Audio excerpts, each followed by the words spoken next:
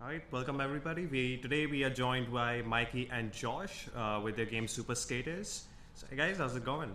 It's going good. It's going good. To be here. No, so tell us about your game Super Skaters. So, how's the development been like? So our game Super Skaters is a skating game where we have 3 game modes.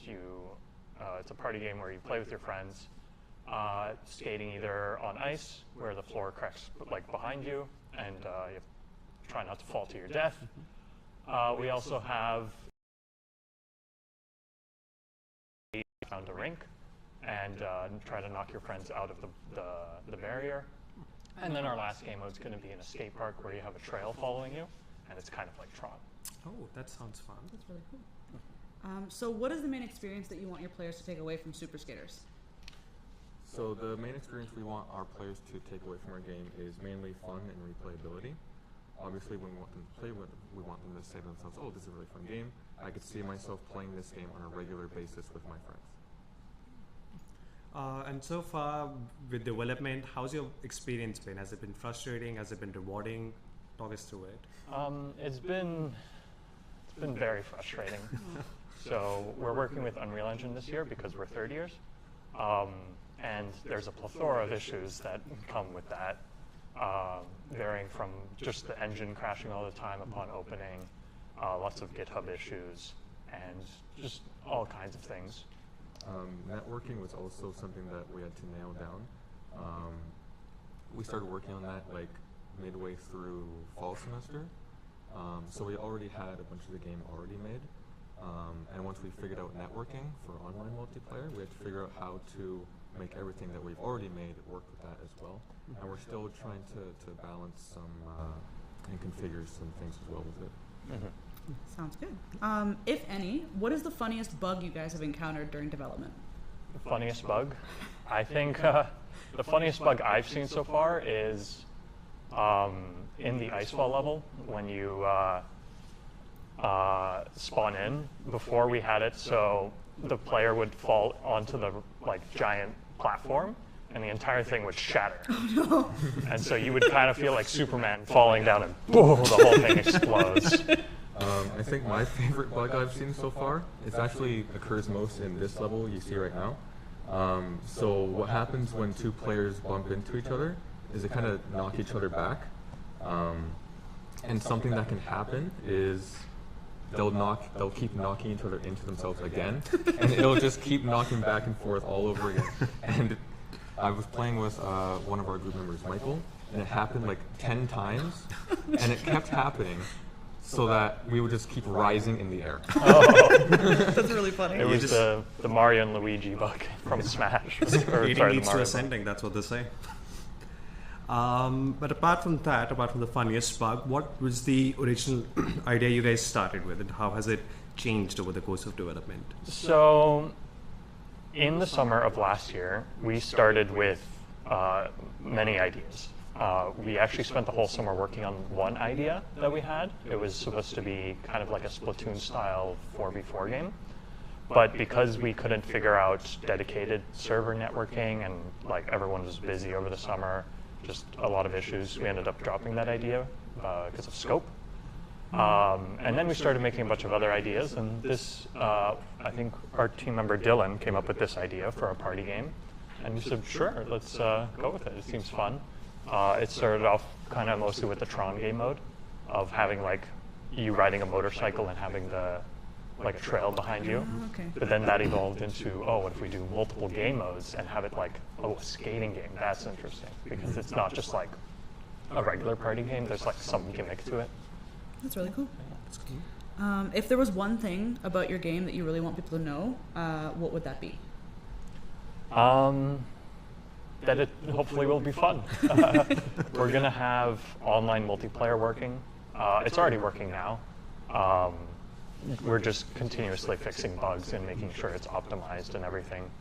And so yeah, hopefully people can download it, play it at home with their friends, across the world. Yeah, that sounds fun.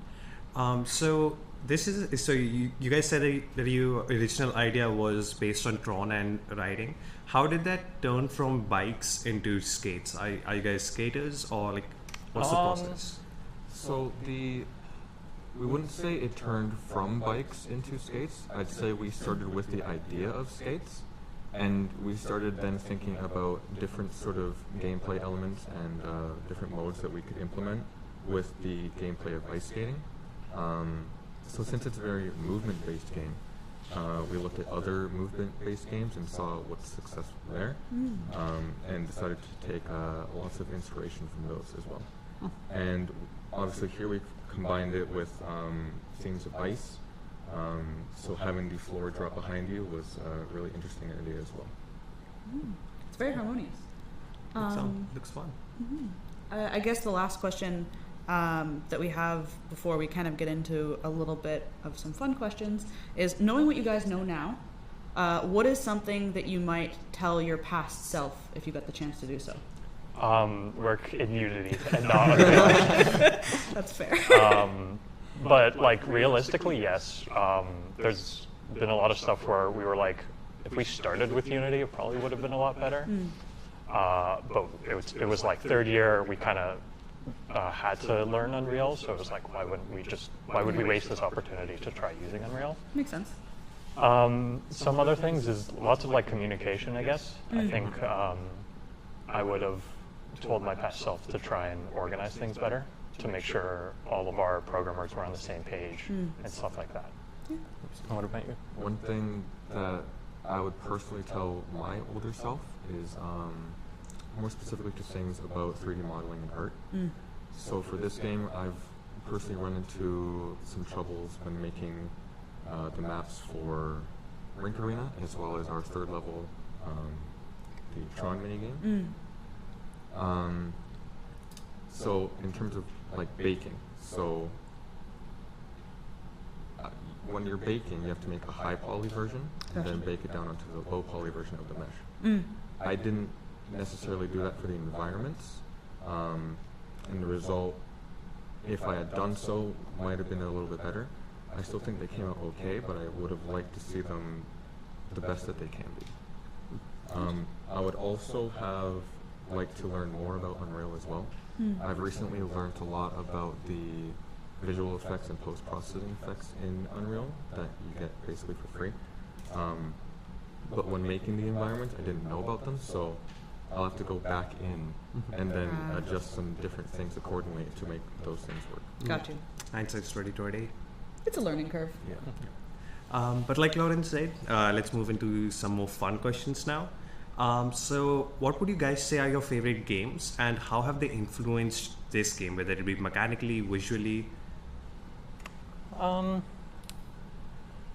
some of my favorite games as of recent have been, my favorite genre of games is rhythm games, but that doesn't really apply to this. But some games I've been playing recently is games like The Lethal Company and lots of multiplayer games. So I guess that's been quite an inspiration for making a multiplayer game and trying to make sure it's fun.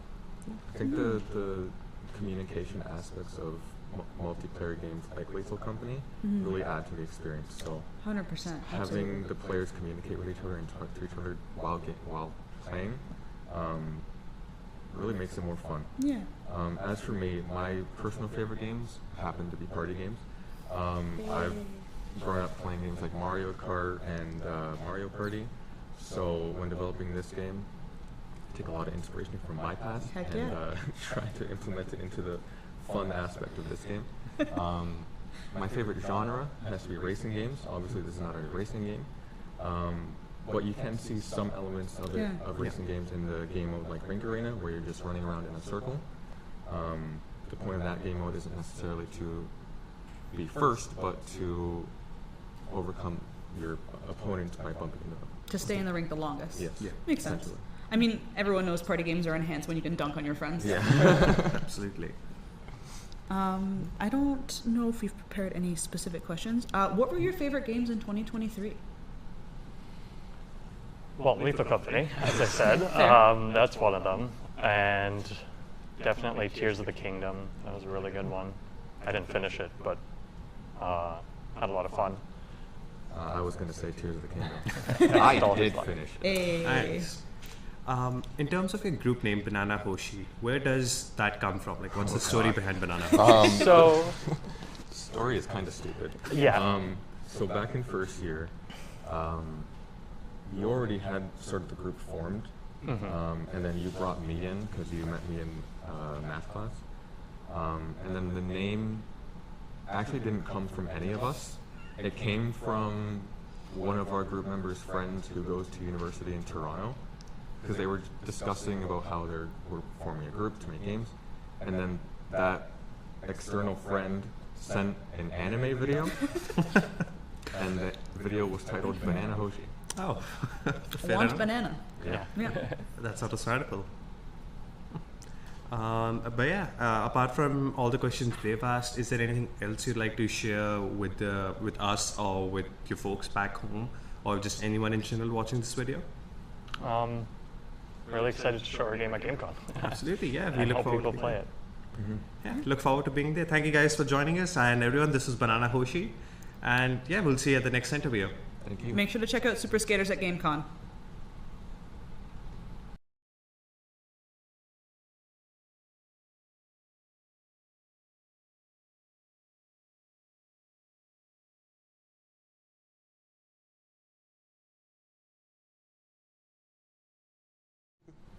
Hi, I'm Lauren, My name's Izzy. and we are joined by Stellar Octopians, Hi, I'm Constantine. I'm Daniel. and they are introducing to us Starlite. Yeah, hey guys. So, what games have you been playing recently, and what's been keeping you busy?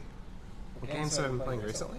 Like inspirations and all that? Yeah, inspirations or in general, anything that you've taken from those games that might have Sure. inspired I you. mean, we took a lot of inspirations from Noida in terms of like building your own spells and like really emergent combat and all that.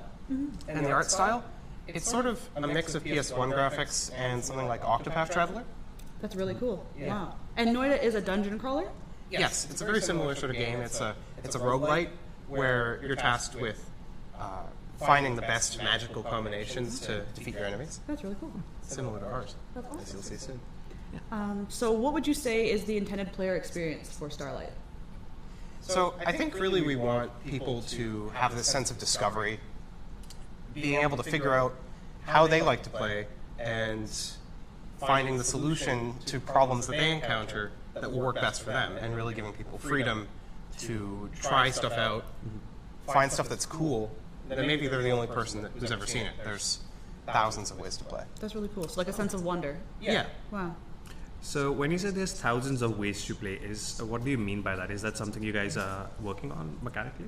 The way we utilize this in game is through our combat system.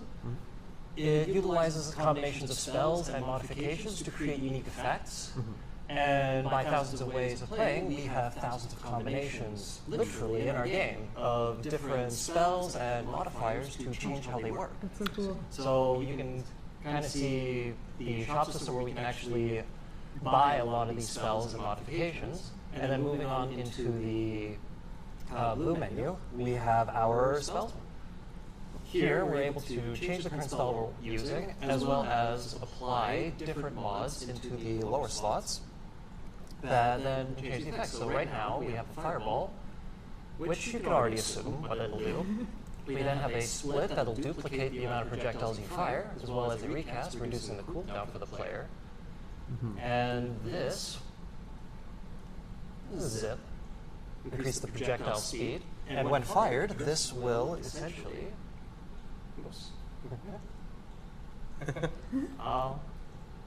fire two fireballs. Oh, And it has all the modifications from the other modifiers as well. That is really cool. that's really cool. They all affect each other in really emergent ways. And every combination you can try will do something different, as well as equipping a different spell. So, That's so cool. while working on this particular mechanic, was it hard programmatically? It was challenging at first, trying to figure out how to work for the future, because you have to plan on, okay, you have a spell, and all the spells really need to share the same amount of characteristics, so you can modify all of them with modifications. So it's just building that framework. But once we built that framework, it was just a matter of iterating on it, creating unique and changing effects that then work with pre-existing mechanics that we've already built in. So it's just as time goes on, we build more and more into it, and the amount of combinations that we have grows exponentially. So, That is so really at cool. the beginning, Wow. it's important to keep scalability in mind, so Yes. that you don't set yourself up for failure in the future. Precisely. That's very valid.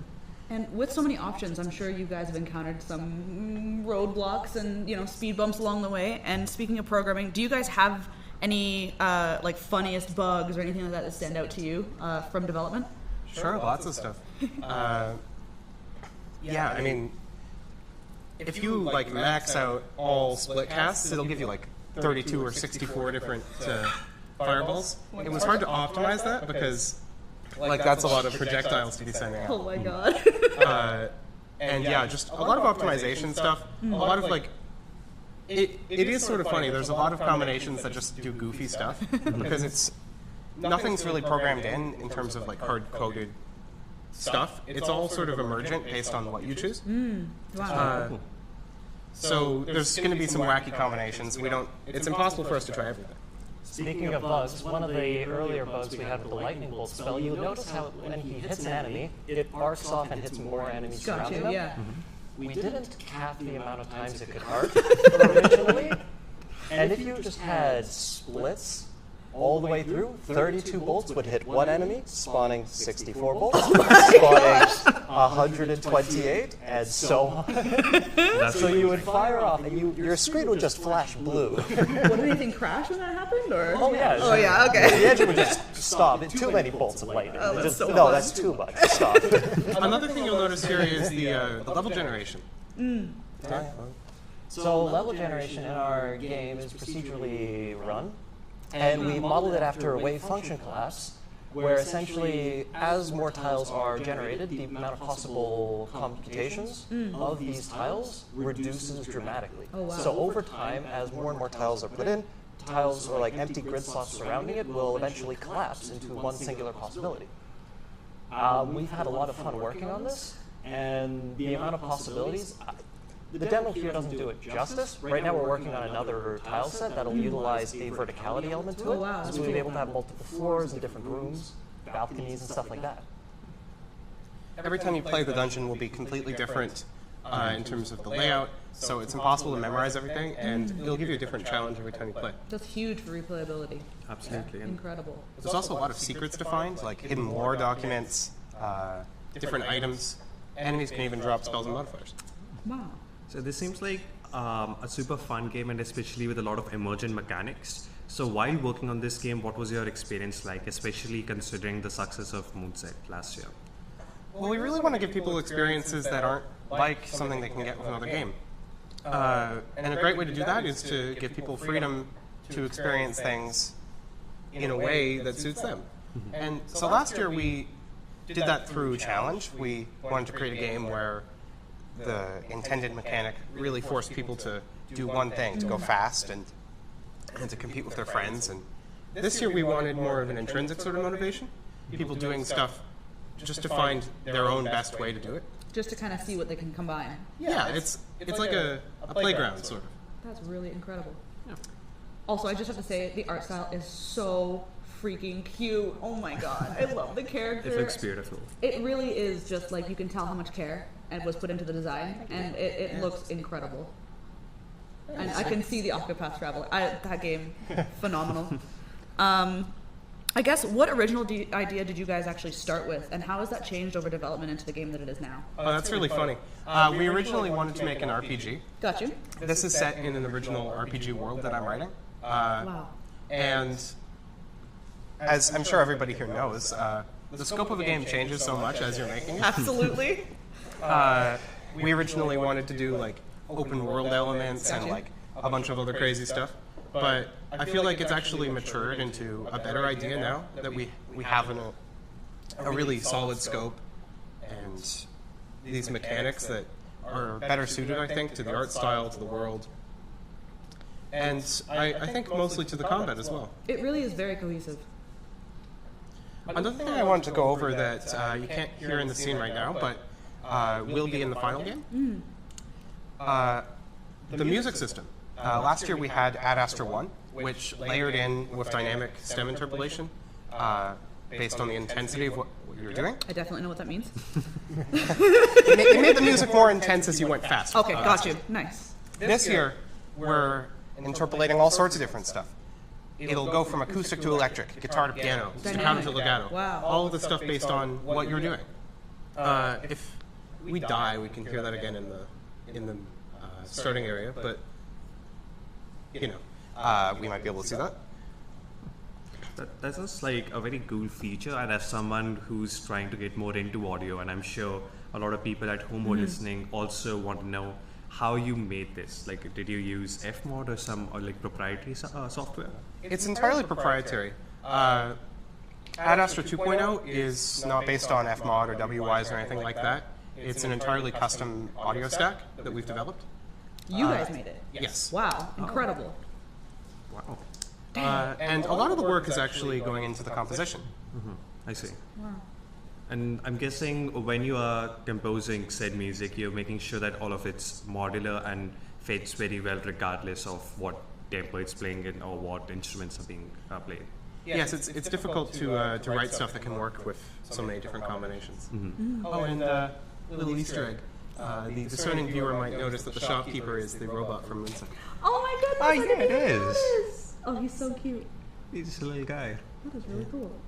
I guess if there was one thing that you wanted people to absolutely know about your game, what would that be? Really, you can do anything you want. It's super adapted to how you want to play, and there's a lot of different motivations. Incredible. I really can't wait to see how you guys continue to develop it. Can't wait to see it GameCon, absolutely. And knowing what you guys know now, is there anything that you would tell your past self to kind of give them a leg up? Ooh, that's a tough question. I would say trust the process. It all works out in the end. Fair, honestly, yeah. That's good You know, advice. Iterate. yeah. Iterate. Iterate, play testing, things like that. Just write it once, scrap it, and rewrite it again because it works so much better the second time. Yeah, you always improve on your past iterations. Oh yeah. Absolutely. Makes sense. Absolutely. Yeah, so thank you guys for joining us. This has been Stellar Octopians with their game Starlite, and be sure to check them out during GameCon. Thank you so much for you guys for joining us. Thanks for having us. Yeah, thank you.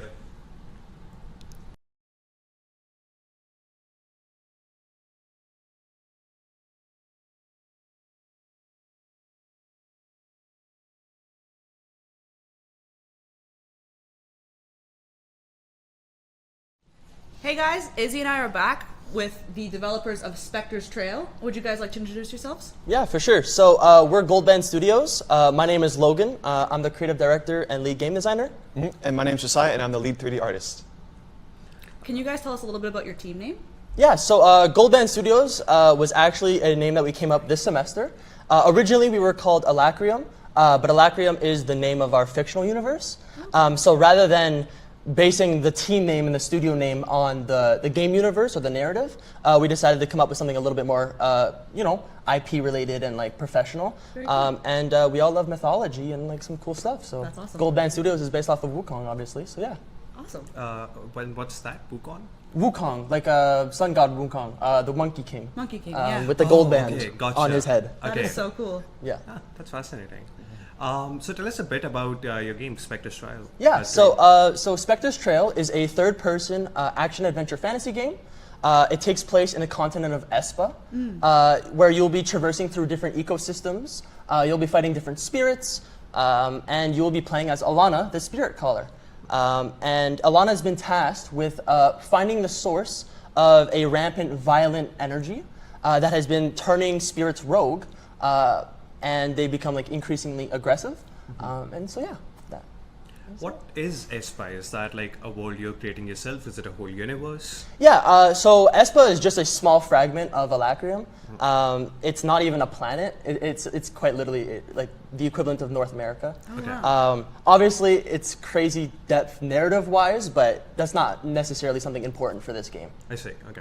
Really, really cool. That's fascinating. What would you guys say is the main experience that you want your players to take away from your game? You want to go for that one? Or? I think the main thing is like of course, the immersive environments and everything, but also the different abilities you have to play around with. giving like lots of variety, lots of different ways to kill enemies, right? That's Making awesome. it unique and interesting. So tell us a bit more about the abilities. I see that there's some icons on the bottom left, and I'm guessing they show your abilities and some other stuff. So Yeah, absolutely. So as I mentioned, Ilana is a spirit caller, and so they form bonds with multiple different spirits. And so with the icons you see at the bottom, and when throughout the gameplay, you'll be able to see different examples. One of them is a melee attack where Ilana will be able to use a wolf spirit to do melee attacks, a firefly spirit for range attacks. They will be using a jackalope, which is basically a mythical rabbit, Really cool. for a form of movement / recall, and a phoenix for a fire tornado ability. Whoa. That's cool. Visually stunning, by the way. Absolutely. Amazing job. Thank you so much. It's Looks really, beautiful. really, really cool. How has your guys' experience been developing the game so far? Have you run into any roadblocks, anything like that? Yeah, for sure. So, long story short, at the beginning of our development journey, we obviously ran into problems with project management. So we found that the early stages of development are the most crucial. Absolutely crucial. Yet we were still in the middle of building team chemistry, balancing like personal life and school life. And so because we kind of fumbled in the beginning, it kind of gave us troubles in the early stages. But as we kind of picked ourselves back up, built some chemistry, we feel like we're a really strong team now, and we're pretty Absolutely. confident that we'll be able to provide a pretty finished product by the end of the year. It's very clear that you guys have absolutely overcome any issues that you were having in terms of communication, anything like that in the beginning. I think it looks amazing. It is in development, Of course, and yeah. obviously not completely finished, but incredible nonetheless. Yeah. Yeah, so like Lawrence said, the game is currently in development. So far, what would you say is the funniest bug you've experienced? Something you were just not expecting and made you laugh out loud? What about the one Adam found the other day? So Adam was experimenting with the particle system, most specifically like the collider. So when the player takes damage, or when the player deals damage to bosses, or just enemies, I guess. He ended up testing what would happen if he turned the particle system to infinite value. Oh no. And while playtesting, he took one hit and his whole computer crashed. Oh my gosh. Fair enough. I mean, anything for the particles. Oh, anything for the particles. Absolutely. That's really cool. Looks super pretty. Thank you. I guess just out of curiosity, what was the original idea that you guys came up with in the beginning, and how has that changed to the point it is at now? For sure. Definitely, I could go into some of that, like artistic wise. Our original concept was like this crazy, like almost open world type like Whoa. experience, like where it's like you see the whole map and you can traverse to each level, but it feels much more open than what we kind of went for, because you. that scope was like kind of keeping the game development like Scope gets you. it really kept me in a chokehold because I couldn't figure out how to start making this open world. So instead, we had to really readjust it in the new year to a more linear approach, which, in my opinion, I think it was a much better level design approach, because it made me like focus more on the actual, Able to kind of lock it down. like lock it down faster, Got you. right? And then do the Absolutely. art, right? Yes, for sure. And on like the genre side, the original concept was also a little out of scope, obviously. The original intention was to make it a co-op game. Oh wow. Okay. And so obviously 2 players, twice the work. Fair. So we kind of worked on that pretty early to cut that out. But yeah, like I mentioned, it was supposed to be very narrative-driven co-op. So we decided to take the narrative in the backseat and really focus on gameplay and level design, and as Josiah mentioned.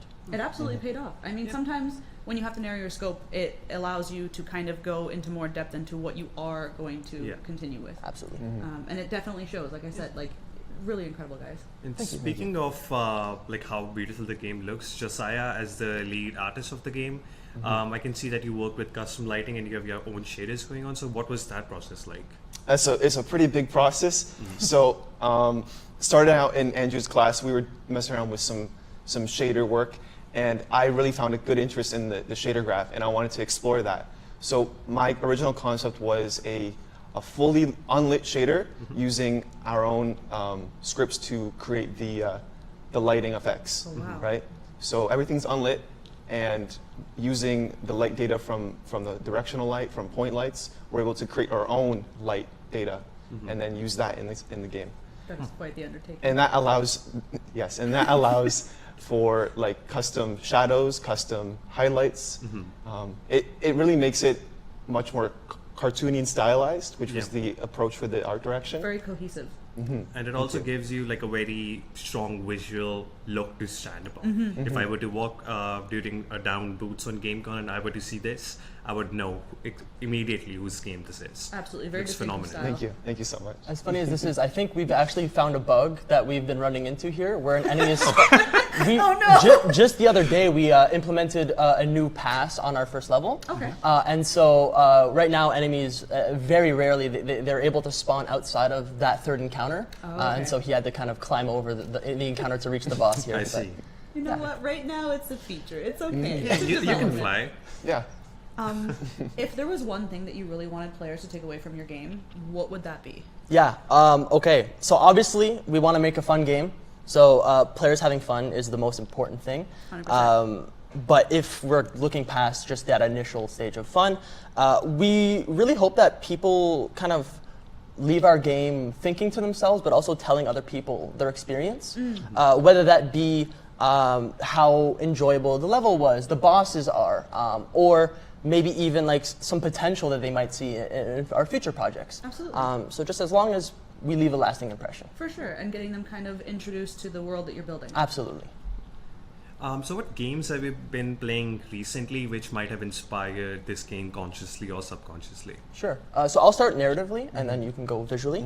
So narratively, obviously it's not really game related, but I'm a huge fan of the narrative world of Valorant, which is like League of Legends lore. Yeah.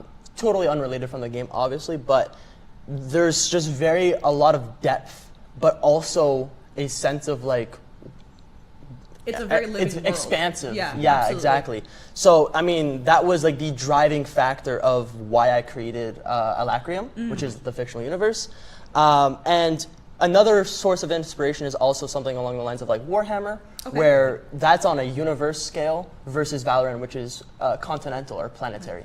And for those at home, Warhammer is. Oh yes, sorry. Warhammer is something that is way too big for you to get into unless you're a crazy lore nerd. But it's pretty fun if you're pretty nerdy and you like that. It's super futuristic. It takes place in actual Milky Way galaxy, 40,000 years in the future. Got you. A very expensive narrative. Way too expensive. Way too expensive to get into right now. Absolutely. And then Valorant itself as well, a first-person shooter game, but Oh, with Valorant, very. sorry. No, both. Oh, was it not Valorant? Valoran without a T. I'm so sorry. No, I it's didn't okay. know. It's the name of the continent that League of Legends story takes on. Valorant okay. is a different game. Okay, so It's for a context, one-letter difference. Got you. And League of Legends is a very rich background, even like removed from the game itself, where every character has lore and they kind of intersect, and some of them don't, depending on what continent they're from and things like that. Absolutely. And that is kind of what inspired the narrative. Absolutely. Got you. And then visually, what about you? And visually, I haven't really been playing too many games recently. You've been busy, yay. Yes. But I've always been influenced by games like Genshin Impact, Beautiful. Breath of the Wild, right? These games with such popping visuals with Yep. like these very blue shadows and then very yellowish, bright highlights. Very stylized. I really like that stylized look. That's my favorite look in any game. Absolutely. And I wanted to replicate that in our game. And also, the open world concept was from like games like Elden Ring, right? Where I Amazing. love that. Like you can just walk from here to there. Like anywhere Yeah, you see, you it's can go. completely right? open and the world is your oyster kind of thing. I got you. And I still wanted elements of that, especially in the second level. It's very like long. You can like you're like, oh, can I go all the way to that temple, right? Got you. You just walk right there, So right? it feels open world, even if it's not necessarily categorized that way. That's really exactly. smart. And honestly, if I didn't know better, it looks open world very much. Absolutely. Yeah. Absolutely. Lots of stuff to do. I think a good reason for that is there's like a terrain, like almost like not a skybox, but like the mountains in the background are used in every single level, which gives it like That sense of cohesion. depth and cohesion. Yeah, exactly. 100%. Makes a lot of sense. Yeah, and like again, speaking of the visuals, I'm sure a lot of people, me including Josiah, will be coming to you quite a bit for visual shader advice in the future.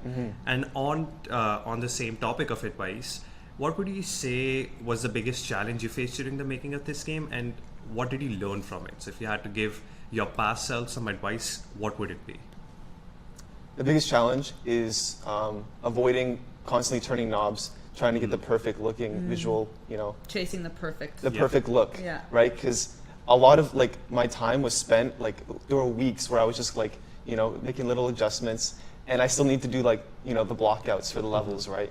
And I think saying this is good enough, I'm gonna come back to it later, is a very important discipline Yeah. you need to learn when making games, Absolutely. right? In order to get the whole picture done versus a little part of it. As a fellow artist, I feel you, where you feel like it's just not perfect, so you don't want to leave it alone. You don't want to move on to something else, but sometimes you just kind of have to love it and leave it alone, and kind of. And then come back later. Absolutely. Right? I wake up in the morning, I see what I was working on, I'm like, Yeah. this is great. I don't know why I was worrying so much. Letting right? it marinate. Letting it marinate, Yeah, exactly. 100%. Yeah, perfection is the the enemy of done, I think is the quote. Yeah. As a perfectionist, I don't use that quote much. What about you, Logan? If you had to give yourself some advice, what would it be? Yeah, absolutely. So I kind of mentioned it a little bit earlier. Strong project management from the very beginning is the most obvious one. I think something like team chemistry, shared vision, very clear communication, Yeah. all that super important. Absolutely. But if we're talking workflow-wise, our biggest, or I guess my biggest tip to any programmer or any game developer would be vertical slices. I think that we spent a little too much time on implementing, and then revisiting with polish. On the whole. Rather than focusing on one thing at a time, polishing it, moving on to the next thing once that previous thing has been Yeah. completed or maybe developed sufficiently. Making less work for yourself later. Absolutely. For sure. For the people who don't know about the more technical terms, what's the difference between vertical slicing and horizontal slicing? Absolutely. So if I were to kind of explain it a little bit more in depth, vertical slicing would be the equivalent of making a full level fleshed out, making it nice and pretty, making it work, make it very fun to play before beginning the second level, versus making a level, like 3 different levels, but all of them are kind of janky and broken parts. Maybe you can't even finish the levels. Gotcha. So yeah, just make sure you're happy with one before you move on. So so it's- compartmentalization. Absolutely. Yeah. Yeah, so horizontal slicing is literally just like if it were a timeline, you're trying to finish the timeline before you start building on top of it. Yeah. Yeah, for Makes sure. sense. Really, really cool. Yeah. Apart from what we've discussed so far, before we wrap up, do you guys have anything you'd like to say to the people watching, your folks back at home? Watch this boss, because this is probably the most fun you'll have in this game. Once this is fully fleshed out, it'll probably be the most fun fight.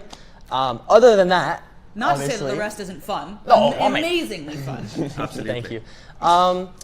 Other than that, I think our team really deserves recognition for the hard work that they put in, especially in this past semester.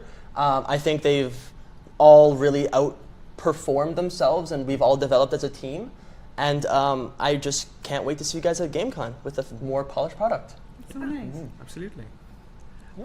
But yeah, this has been Goldman Studios with their game Spectre's Trail, and be sure to check them out on GameCon. And thank you so much, guys, for sitting here with us and talking with us. Thank you for Thank having you so us. much. Right, yeah. Thank you. Thank you.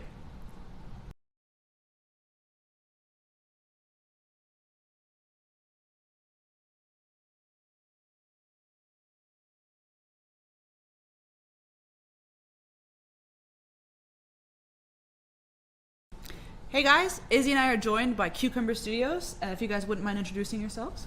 All right, Casey, programming lead on Cucumber Studios. I'm Zach O'Brien. I'm a programmer and I also do a lot of project management. Really cool. And you guys are first years with your game Oswald. Could you guys first tell us a little bit about how you guys came up with your group name? So when we first met at the start of the semester, one of our group mates, Eric, introduced himself as Eric with a K. And we all thought that was really funny for some reason. And when we were deciding a name, it was a little bit of a crunch time. And so we just looked at a random list of names that started with C, chose Cucumber, and then replaced it with K. That's very funny. Fair enough. Yeah. So, Oswald. For me, Oswald, on my childhood, that's a blue octopus, but I'm guessing that's not what this game is about. So, do you guys want to talk about what this game is? All right, so Oswald is a Metroidvania style game. Metroidvania bullet hell style 2D game, top down. it has inspirations from stuff like Enter the Gungeon and many other roguelikes in the field. And, well, it's about a wizard, basically. Magical wizard who needs to find remember his credit account password because he needs to pay off his debt. The debt that he already has money for, but he just can't remember his password. And Familiar. to explain away how he's so forgetful because he's old and he has dementia, he keeps forgetting his password, and he also forgets each run he does. So that explains the roguelike nature of the game. A very creative backstory. We wanted an explanation because most roguelikes, when you die, you just simply lose all of your items. Got you. And there's not often an explanation for it. And we just thought, since we're doing a wizard, we made him really old and Just really forgetful. He's very forgetful. Oh my gosh. Yeah. So for those at home who might not know, how would you define Metroidvania as a game? All right. So Metroidvania, a game that has you exploring a lot, has you going around picking up items and coming back to some base hub. Okay. And with that base hub, you could use your items that you've acquired to go further down in the game. So updates and things, or Yes. upgrades, sorry. Upgrades, things like that. basically. Okay, got you. So in Oswald, what would you guys say is the intended player experience that you're hoping they take away from playing your game? So the intended player experience, first and foremost, just have fun with the game. It's meant to be something you could play infinitely, have infinite Got you. runs, boss rushes, and just enemy fights in general. So it's something you could pick up at any time, play, have your run, and then although there's a story you could finish, Got you. even when you're done, you could still go back and play the game and have some fun with it. So a lot of focus on replayability and kind of picking it up and putting it down whenever you can, and kind of exploration as well whenever you do play it. Yes. Got you. Okay, that's really cool. So it seems like you guys put a lot of thought into the design of the game and how everything fits together, especially being first years and this being your first major GameCon game. What would you guys say has your experience been so far developing? Well, I would say it's been fairly good.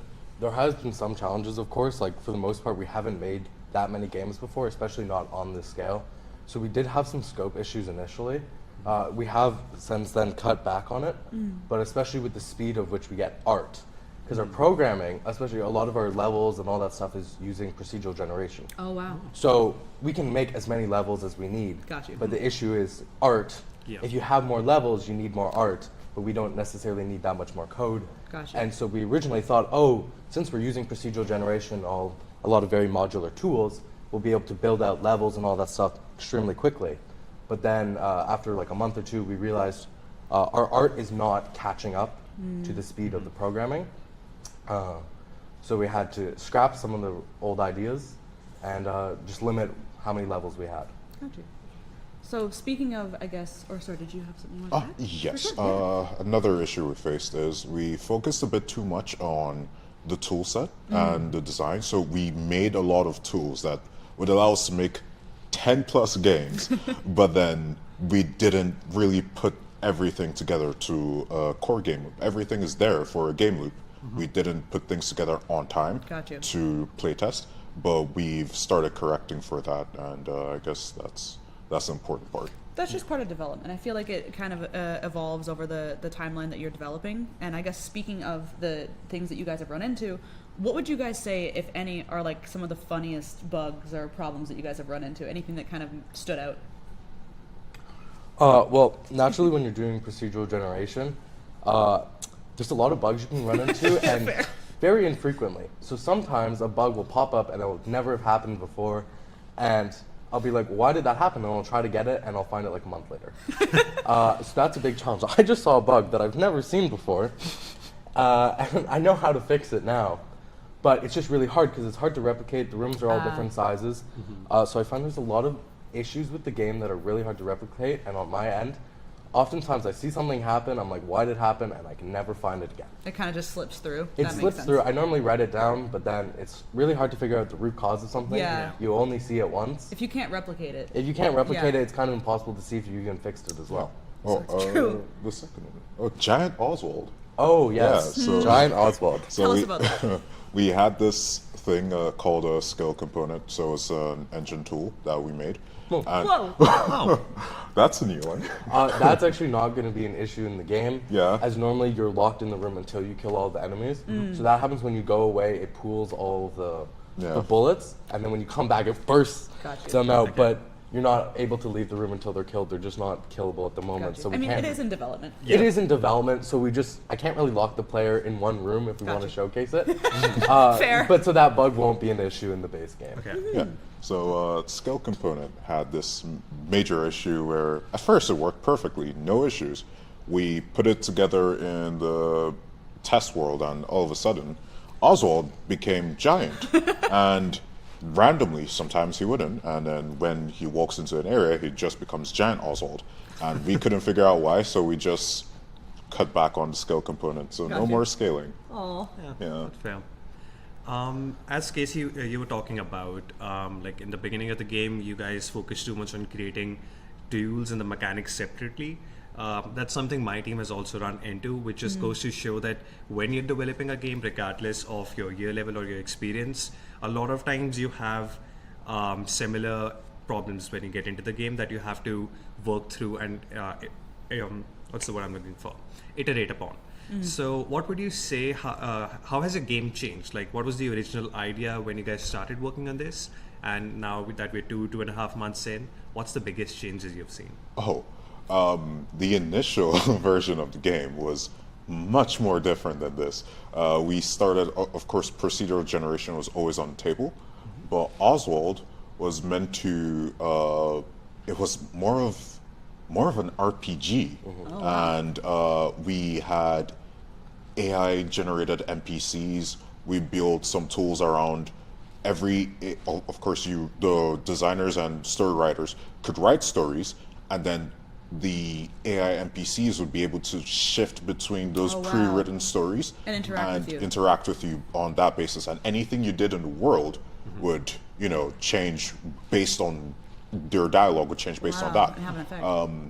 But the scope was massive, and on top of that, we decided, roguelike Metroidvania, much more fun than something that we can put together quickly and we have enough fun time. And I'd just like to add one point on this.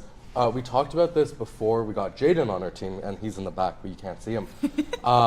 So we used to have a member, he dropped out of the program, unfortunately, and then we had to find somebody new. And so we had this idea for an RPG, and we were talking about it over the winter break. And then we got Jaden on the team. He comes up and goes, what happens if we had a really old wizard who is very forgetful? And we all just loved the idea. So we started switching over to what you see as Oswald now, and we just realized all the NPC stuff and all the AI stuff, it was very interesting, it was really cool, but we should just focus on Oswald and the parts of the game that we thought were the most enjoyable. And there's always takeaways you can take from building your first Exactly. game in the program, and then when you go into your later years, you can always revisit those ideas. And I guess speaking of, like, you guys, obviously your first years, you don't have anything to necessarily look back on, but how would you guys say that your experience has been in your first year? I mean, it's been great. It's been a learning experience. Absolutely. Right? In my previous projects, I've been working solo most of the time, and even in a team environment, usually I do most of You do your own thing, kind my of? own thing, basically. But here, I've learned to not only work with people better, but I've also learned to make compromises in terms of code and development cycles and whatnot. And I mean that was a major improvement for me and learning point for me. So I loved my first year. It's a great school. But I had a similar experience. So all my previous experience making games, I made just little games in Java, and all by myself, of course. And then I came to Ontario Tech, and now we're working with a big team, and it's a really different experience. Like making a game on your own, you have all the creative liberties. You can do everything on your own timeline. You don't really have to deal with anybody. But when you start making games with a team, there's a lot more things you have to take into account. And I started doing more management Gotcha. things. Wow, okay. And that was a big change, and there was a lot of learning things I had to adjust to, and like you have different team members, and you just got to learn how to deal with different Absolutely. people. I really think that's one of the biggest takeaways from this program as a whole. Not only the hard skills you learn in classes, but just like learning how to work as a team. It's huge in game development. And I think that that's one of the biggest strengths of this program is that everyone is very collaborative. You can come to these different spaces like the game lab and you can collaborate with other students, and people are always willing to help you. So I'm really glad that you guys are enjoying your first year, and I hope that you continue to as well. And if there was one thing that you wanted people to take away from your game when they're playing it, what would that be? Honestly, I just want them to have fun with it. Absolutely. Like, there's not a message behind it. There's nothing like that. It's just, it's a game that's meant to be enjoyable. If you look at Oswald, I mean, he's facing the back right now. He's just a but cute little guy. He's a little old man. He's wearing a bathrobe, pink little bunny slippers. Oh man, I want to be Oswald. Yeah, no, exactly. He's just meant to be very goofy. The game is meant to be lighthearted and fun, and that's just what we want. We want the player to enjoy it as much as we enjoyed making it. Absolutely. I'm genuinely glad to hear you guys have enjoyed making it. That's incredible. So, when working on this game, what are some of your favorite games or just games in general that you took inspiration from? Enter the Gungeon and Soul Knight. Hey. Enter the Gungeon and Soul Knight, or especially Soul Knight, was like a really major inspiration for me. I looked at the way Soul Knight's procedural generation worked. And I was like, Zach, I know you just finished your procedural generation. I wrote 5 different But procedural can you generations. can you please? As someone who doesn't play a lot of Metroidvania and roguelikes, what is Soul Knights? I've never played it. Soul Knight is Soul Knight is just a fun game. All right, so you have infinite room generations. You just go into the room. It's almost like a boss rush thing. You get bombarded with enemies. You keep clearing each room, and then once you do that, you get better weapons. Go into the next room and continue that cycle until the 5th room. For each floor, there are 3 floors. You fight a boss, and then if you can beat the boss, you move on to the next stage, and you retain your same health and everything until you finish. If you can finish, you get to keep basically everything you've acquired. Oh, wow. If you don't finish, well, you keep some money so you can make some upgrades back in the room and improve on your next run. So that's basically how it is. And and Hades too. Hades was Incredible another game. good one. Yeah. So as for Enter the Gungeon, I looked at their bullet system and I was like, how can I do this better? Because I heard in their development cycle, they looked at Unity plugins and some other engine plugins, and they were like, this doesn't suit our needs. And they made improvements on that and made a better system. Oh, wow. And I was like, okay, your system is good, but what if I can do you one better? So I spent about 2 days working on our own bullet system. So in engine, like, the designers could just draw any bullet pattern they want, and then it would, work in the game. Or you could use math, golden ratios, and everything to make incredibly beautiful looking patterns, just infinitely generating. And I really had fun with the bullet generation part, and that was where Enter the Gungeon really came in for me. That's really cool. As a programming nerd, this is more of a question that I would really like to know the answer to. How did you come up with the bullet system you're talking about? Like, what was your thought process behind it, and how were you able to, especially since your first year, what's your experience been previously that you were able to create like actual proper tools in the editor by yourself? I have a very robust programming experience. I started programming when I was 4. Wow. So I've been making games, tools, and all sort of things since then. And before I got here, I was a computer science student. I had my own AI company startup back in Nigeria, and I decided, you know what, I like game dev more. So I came over here. So when it comes to programming, I have a very strong foundation, and then when it just came to the bullet system, I was like, math, golden ratios.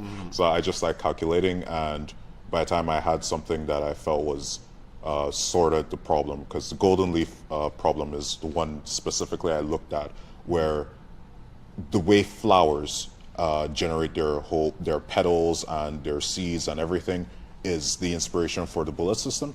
So flowers is how everything came to be, and then the math around it too. That's very fascinating. Nice. I also just want to touch on the fact that you guys are actually using Godot. Yes. We are, yes. So how do you think like that has contributed to the experience overall?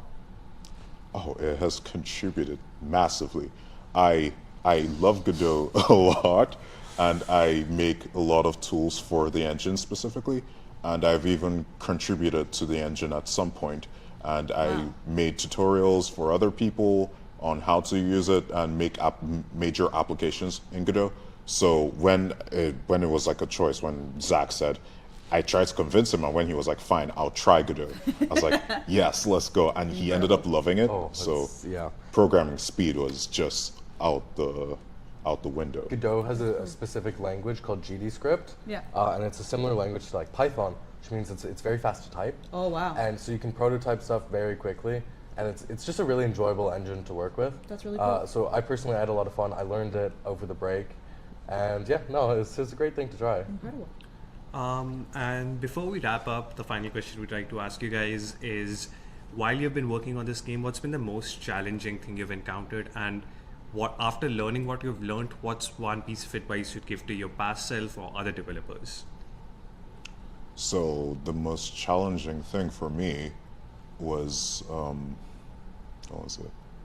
I mean, the most challenging thing for me basically has been knowing when to cut back, or at least tell people as well to cut a certain part of the game. Because I mean, you put your heart into something, and other people do so, and it's heartbreaking to go tell them, get attached. yeah, you have to Yeah. stop this, right?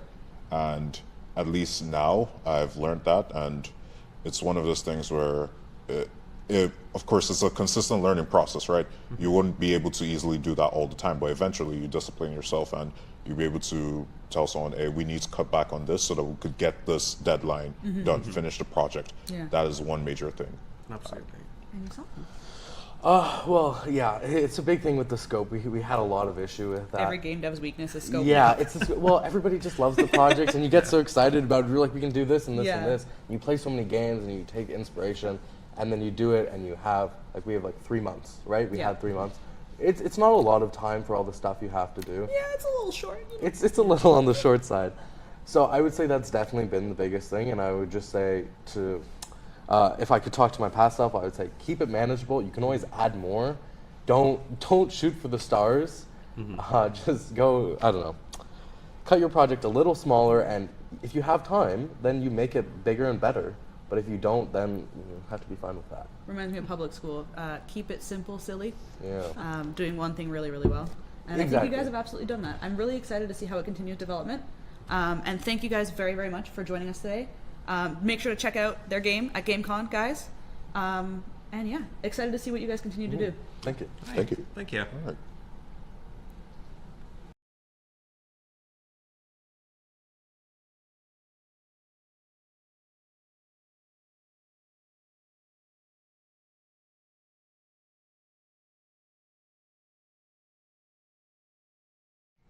Hey folks, welcome back. My name's Izzy and this is Lauren. And today we are sitting with the developers of the Outreach Revision Interactive. So tell us a bit about yourself. Hi, so I'm Sheshkar, and I'm primarily a programmer on the team, but I also do sound design and project management, as well as a little bit of art where it's needed. Yeah. Awesome. Yeah. And sorry, go on. Can you tell us a little bit about your team name and how that came to be? Revision Interactive. So it's kind of a funny story. We just couldn't come up with a name for like a month. And we hated our old name in first year. It was called Slime Studios, and we all absolutely hated it. So we kept changing the name, trying to figure it out, and we just kept revising it. So we're like, you know what? It's just Revision Interactive. That's incredible, actually. Wow, I Thanks. really like that. Yeah. Absolutely. So what is the Outreach about? So the Outreach is a first-person movement shooter, but the twist is that there's no mechanical weapons. Instead, you wield these telekinetic abilities, so the ability to kind of push and pull objects in the environment, and you use that to kind of defeat enemies as you fight your way down into this cave of this irradiated planet. I see. Yeah. And what sort of telekinesis abilities are we talking about? Can you like pick up objects and throw it at people? Yeah, so you can pick up objects and throw them. You can also do grappling, as you can see here. which is pretty neat. Oh, that's so fun. And later on, we kind of introduced more and more mechanics. So you can pick up these huge boulders and throw them, these platforms to kind of build a way for you to move across the map. And yeah, it gets kind of crazy near the That end. is so cool. That's cool. Wow. What are you guys hoping that your players take away as an experience playing this game? As an experience, really with this game, we just wanted to do something kind of unique with the FPS genre as in general. We were really inspired by games like Boomerang X, which also, it's a first-person shooter, but there's no weapons either. You use a boomerang to kind of fight enemies. And so, yeah, we just really wanted to, do something unique with that. It's a really cool deviation to see from the very standard kind of, I guess, iterations you see of these types of games. Right. Really, really cool. Absolutely. And speaking of player experience, how has your experience been as a developer on this game, especially since you're in 4th year and you've had 3 years of experience under your belt? Yeah, it's been great. Definitely the hardest game we've ever had to make. By the time we actually released the game, it would have been over 2 years of working on it. Wow. So yeah, we spent a lot of time on it. And yeah, probably the biggest challenge on the game so far has been kind of the physics-based nature of it, where there's obviously so many kind of weird exploits and the bugs that come with a physics-based game. Especially as I mentioned earlier, like you can throw platforms that you can move on yourself. There's inevitably going to be some weird exploits. So there's so many safety checks kind of have to do from a programming perspective. But yeah, otherwise it's been really interesting and very unique. It's been great to see the game come together over the past 2 years. That is so cool. Yeah, it looks really great. Seeing as it's such a long development period, I guess this question, we were talking about bugs and problems you've encountered. What would you say are some of the funnier, odd little bugs you've encountered along development? Oh yeah, there's quite a few. So yeah, I mean so one of the first things we introduced in the game is that there are these flying enemies, and they're able to use this ability called Pacify on other enemies to kind of pick them up and use them as weapons and throw them. Cool. But early on, there wasn't really a limit to how many they could pick up. So they would pick up every enemy in the entire map and just throw them at you. Oh my gosh! Destroy the balance boss of the fight game. you weren't prepared for. Yeah, it was just really overwhelming. And yeah, some of that, it's always stuff where the enemies move at some crazy speed and you get jump scared by them just finding you and killing you in a corner. Accidental horror game. Yeah. It's a feature now. It's no longer a bug. That's so cool. And yeah, the game looks absolutely amazing as well. Incredible. And like you were just mentioning about flying enemies that you were planning on adding to the game or had bugs with them. During the development of all games, they go through a lot of changes. So for your game, what was the original idea, and over development, how has it changed and matured? Ooh, that's a really good question. So it's interesting for our game because I feel like, we had kind of a bigger scope for the game, and then we eventually pared it down, and then in the final game, it kind of is the original scope, which is kind of great. So yeah, we originally planned on having 5 areas, having this water area, this lava area, and this kind of, what is it? Yeah, and this area with spiders as well. And so, eventually, actually all of that is pretty much in the game. For this demo, we're showing off the first opening area of the game, which is kind of just like the tutorial. But for what we're showing at GameCon, if you come to our booth, we're showing off the kind of second to last area of the game called Across the Waters, where there's kind of this big open lake you can go and explore. There's these floating globs of water you can swim through. That's really cool. Yeah. I see. Seeing as you guys have had so long to develop it, it's really cool to know that it kind of started one way, changed, and then went back to its original iteration. What would you say is one thing that you really, really want people to take from experiencing it? And I know that's kind of similar to the first one, but if there was one thing in particular. One thing? Honestly, I just want you to have a unique experience is really the main thing. The game, I think by the time we release it, it's going to be around 2 to 3 hours. It's short. But we want it to be something that's really memorable. Yeah. And so it's really jam-packed. Every 10 minutes, there's something really new and weird happening. That is really cool. And so that's really kind of the main thing. So since this is such a unique game, especially for the FPS genre, it's a first-person shooter where you don't have weapons. How did you come up with the idea of the game? I know you mentioned Boomerang X, but apart from that, are there any other games that inspired you as well? Ooh, that's a good question. So in terms of the inspiration, so the game is really early phases when we were concepting it. It was actually a Metroidvania with a bunch of abilities, and one of them was going to be telekinesis. Oh, cool. But when we started prototyping telekinesis, we're like, this is just the entire game. It's just so fun. Yeah, we don't need to do anything else, really. That is so awesome. So that's really the main thing. And otherwise, I think games like Half-Life, kind of philosophically, are kind of what we want to go for. Especially Half-Life Alyx, you kind of have the gloves where you can pick up objects from the environment, too. And so, that kind of inspired us a bit, too, I'd say. Do you guys have any, or did you ever look into possibly doing something with VR? Because this seems like a game that would be amazing in VR. For sure. I think like post-release, we might look Yeah. into something like that if the game does well enough. That's so cool. For sure, yeah. It just like I feel like sometimes people try to make games that are VR rather than making games that are an experience that would benefit from VR. For sure. And this just like from what I've seen, I could see it a computer, PC, amazing, but I could also see it being very, very fun and very immersive in VR as well. Absolutely. For sure.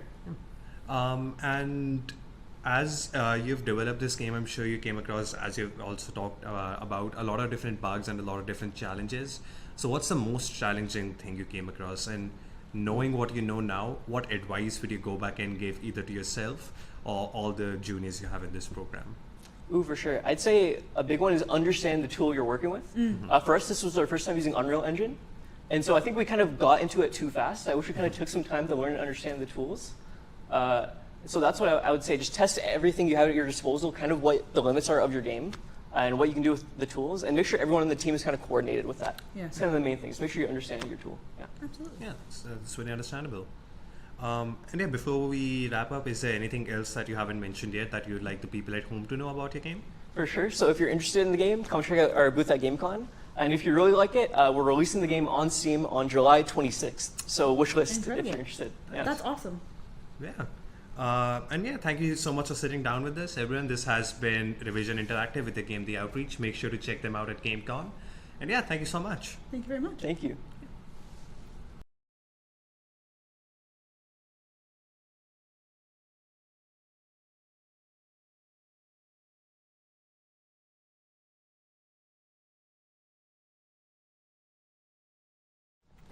Hi guys, Izzy and I are back with Hugs and their game, Project Thesias. Yep.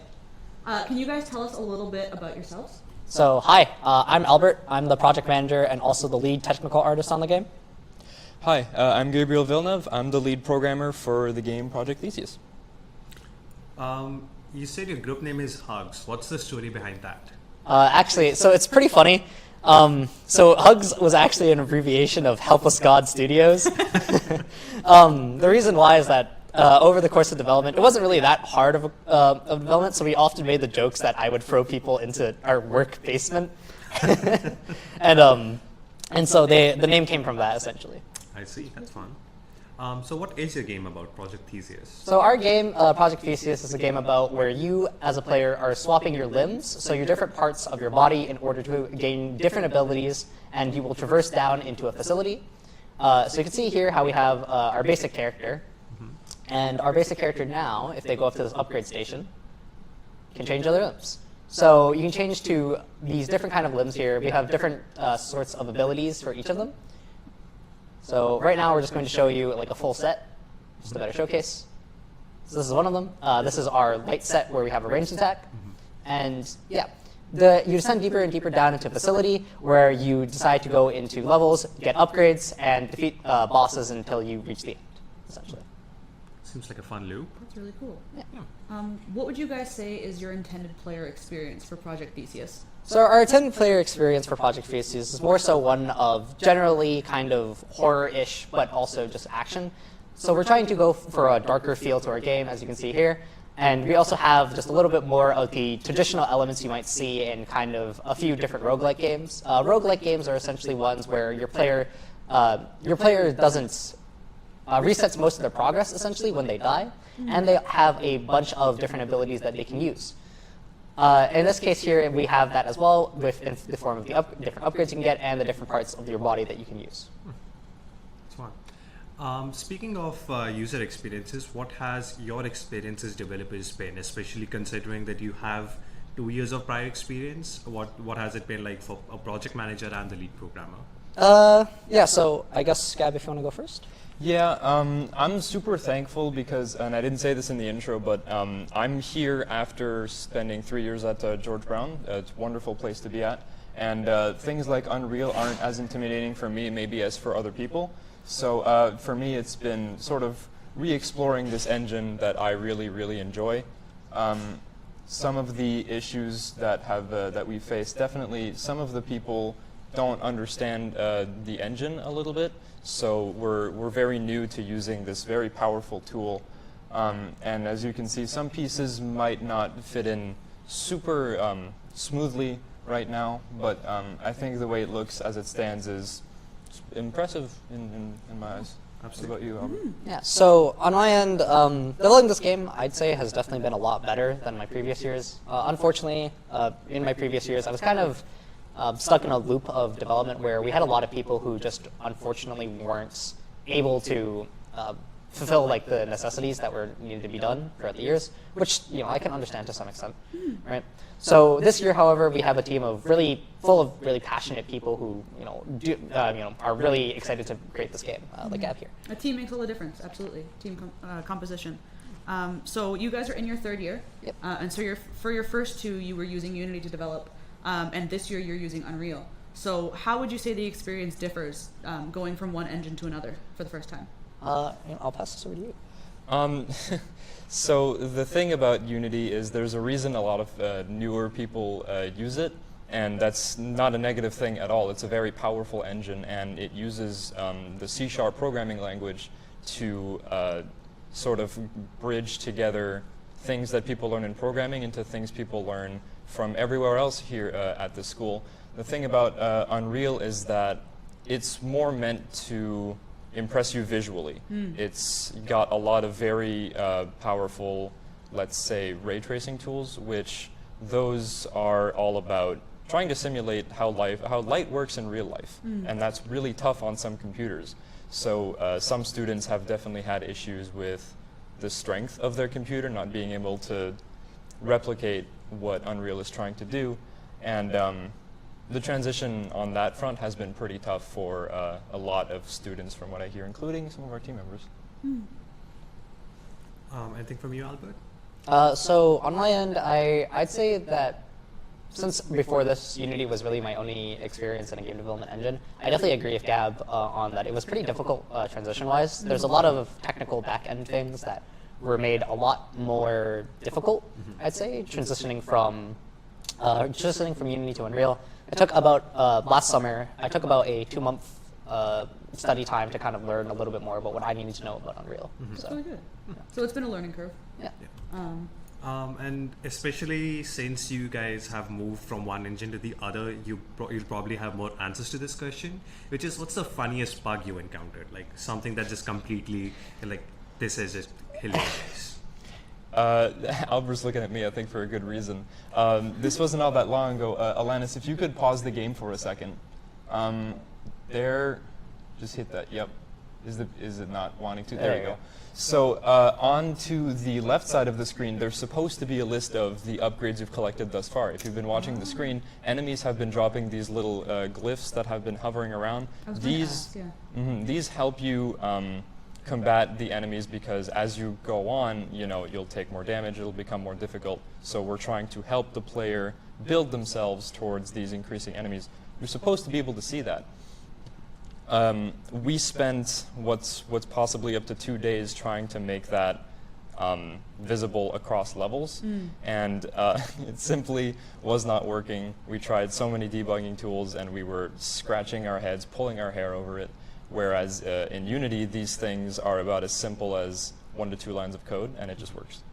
So Another learning curve going to Unreal. Completely fair. Just a question, I guess, specifically aimed at you, Albert. I know you are very, very into technical art and shaders and things like that. How has that process been for you, kind of trying to develop your shaders over your development time? Yeah, so just for context at everybody at home, technical art and shaders are essentially just the process of which you can light and kind of change your scene up to look a little more interesting.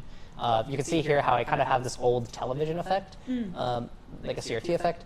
So that's all done with shaders. So on to the question. I'd say that transitioning between Unity's version of shaders and Unreal's version of shaders is that, unfortunately, it's very different. Unity has, at least the way that I was using Unity before, it has very set and kind of modular, set and kind of more specific code-based things, where here it's a lot more visual. You can kind of see exactly what your shader will end up looking like. As well, you can also kind of see how what's contributing to what and where the errors might be. Okay. So did you find it easier than Unity, you'd say? I'd say I'd find it about 50-50, but Okay. the reason for that is more so just because I had a lot more experience in Unity, and I have a lot less experience in Unreal. I mean, it looks great. I think you've done a fantastic job. I think you guys are at a really, really good point. It is still in development. This is kind of like a snapshot as it is now, and you guys are continuing to develop until GameCon. But as it is now, I think it's very, very visually interesting. I love the overall cohesive look of it. I think you guys have done a really good job. Thank you. And did you have a question? Yeah, like Lauren said, the game's currently in development. We're still a month away from GameCon happening. So, how has the game changed since you started? How has it matured, the idea of the game? Oh, quite a bit. Oh yeah. I think that I'll pass it over to Gab after this because he can talk about some of the more interesting things. But I'd say definitely from a development standpoint, our game has went from kind of just. I mean, to be honest, we didn't even really have animations in until like a few days ago, and we didn't even implement them until yesterday, actually. Oh wow. Yeah, so it's really recent. So it's been a lot of just a whole lot of like, quick kind of sprints and trying our best to develop the game as best as we can. There's been a lot of weeks we made a lot of progress. There's been a few weeks where we haven't really made that much progress. It's been a lot, and throughout those weeks, our game has kind of transformed from just like a few blocks on the screen to something like this. That's so cool. Absolutely. And sorry, go on. Yeah. And when we started, there were so many more things that the team sort of envisioned and dreamed of, right? And when you jot down all of these ideas on the sheet, as the weeks progress, you sort of look back at that sheet with a few things crossed out and realize there are far too many things on this list, especially for our experience and the time we've been given. At first, the upgrades that you're receiving were supposed to be kind of a currency that you could sell and then rebuild. And the fact that animations have been sort of a forefront for the last few weeks sort of means we have to shift our focus to the right places so that the game comes out the way we want it to. And that's definitely something that it started off being a big deal, and sort of backed off on that a little bit. I think I've said this before, but scope is the enemy of all game devs. Yeah. Trying to figure out what you can do and do well in the time period that you're given. So another question, if you guys don't mind, what games have you guys been playing lately, and what kind of games have gone into inspiring you or pushing you in the direction of how your game is going? I guess I'll start. So for this game specifically, some of the games that I've been playing a lot to get inspiration from it is Hades. Hades is an award-winning game that's been clamored upon, I think, many a time. Phenomenal game. It's similar to our game. It's a roguelike, but it is it's a game made by Supergiant Studios. It's a game where you play as Zagreus, the son of Hades, the Greek god of death, and you. Greek god of the dead. Different gods. So, but essentially play Zagreus, and you're trying to escape hell from your father. To find your mother, I believe. Yep. It's very interesting.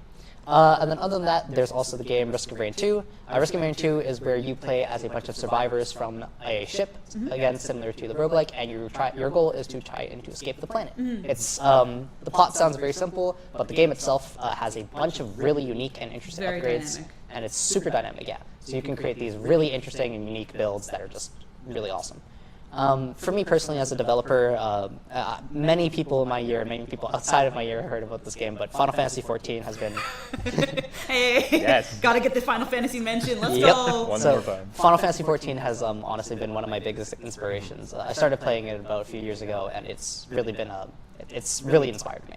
Other than that, I'd say games similar to that vein are Warframe, which is actually made from a studio here in Canada, Digital Extremes, which is based in London. Digital Extremes and Warframe by extension has been a pretty big part of my Huge lore. yeah. Yeah. It's been a pretty big part of my life in general. I started playing it when I was pretty young, actually, and it's kind of grown up with me, and I think it's a really great game. That's awesome. And yourself? Albert stole all my games. I was really excited to talk about Hades because it's a game that I was shown pretty late. I think I played it like years and years after its release, and it was it was really eye-opening as to how everyone was explaining what we were looking for in this game. in the sense that you keep going through this same loop. The intent is that you return to this more than once, and that it doesn't really get boring. And absolutely, Warframe is the game I've played the most that probably has even the tiniest bit of a resemblance. The idea of constructing yourself and then going out into a world where you could be repeating almost the same actions and it doesn't get boring. That idea, when it comes to a game that is a roguelike, it's a sort of genre where, again, you aren't expected to keep a ton of progress to yourself. And as developers, it can be tough to ask someone to do the same thing over and over again, because for most of us, that's really boring. But there are games that do it incredibly well, so we try our best to emulate that kind of development ideology. Absolutely. So a focus on replayability. Yeah. Exactly. Absolutely. So as the title and the general idea of the game is a spin on the ship of Thesias paradox, is that something that was just in the general idea, or is that something that's also narratively important to the game? Yeah, so it's I'd say both actually. At first we used it as a working title for our game just because we thought it was an accurate depiction of what we wanted our game to be. But as the weeks progressed and we were trying to think of better names than Project Thesias, we kind of realized that it's pretty much just the best name. I don't think why would we change it? It's a Why good mess name. with perfection? Yeah, it was a good name and we decided to stick with it. So I think we thought it was pretty applicable. So. Very much so. Absolutely, and it's a very sticky name. When I say Project Theseus, it sounds like something I want to play personally. It makes me curious. It makes me want to know more. I guess our final question: knowing what you guys know now, and also what you've learned over not only the course of development, but since you're in your third year, over the years you've been in school, what is a piece of advice that you would give yourself looking back, or your younger self, when starting development? Well, the joke is that don't go into game development. Okay. We'll cut that out in post. But okay, the actual answer truly is that I'd say for those of you who are interested in game development at home and wanting to really go into this field, do some research, watch some videos. I'd say that possibly one of the best videos you could ever watch to truly understand the scope and how harsh this industry truly can be is Noodle's video on crunch. He goes over game developers and essentially what they've gone through throughout this industry. Game development, I think, is personally one of the most fulfilling, especially if you're passionate about it, one of the most fulfilling careers you can ever have. But it's a very difficult field to be in. There's a lot of things in this field that you should know, I think, before you make the big decision to study it and go into it as an industry. And I think that without doing so, you are severely depriving yourself of crucial information. But if that still hasn't dissuaded you, I think it's perhaps one of the most fulfilling and best experiences I've had personally. Absolutely. And how about you, Gab? Yeah. Going back, even if I told myself not to do it, I would absolutely do it. As someone who has played video games almost their entire lives, this is just kind of the natural thing to do. But it's not just playing video games. It's not coming here playing games and being like, hooray, I'm now an expert. There are many different aspects that all come together, and you need a basic understanding of all and an expertise of at least one. So if you're going to be in this field, pick one of the aspects of it and get really, really, really good at it and offer that to your team, because if it wasn't for the people in art, this game would look awful. It would run okay, but it wouldn't look very good. So I'm still happy that I did this. If anyone else needs advice from someone who went into it, again, that and keep trying new games. Always try to pick a new game to play it, and you're going to learn something, and it will make you a much better game developer. Yeah. Teamwork is the name of the game, and being critical about what you're playing, not in a negative way, but kind of looking into what makes you want to play it and what the games do right and things like that. Absolutely. So, But yeah, thank you guys for sitting down with us. And folks, this has been Hugs, Helpless God Studios with their game Project Thesias, and make sure you check it out on GameCon. And yeah, thank you guys so much. Thank you guys for being here. Thank you.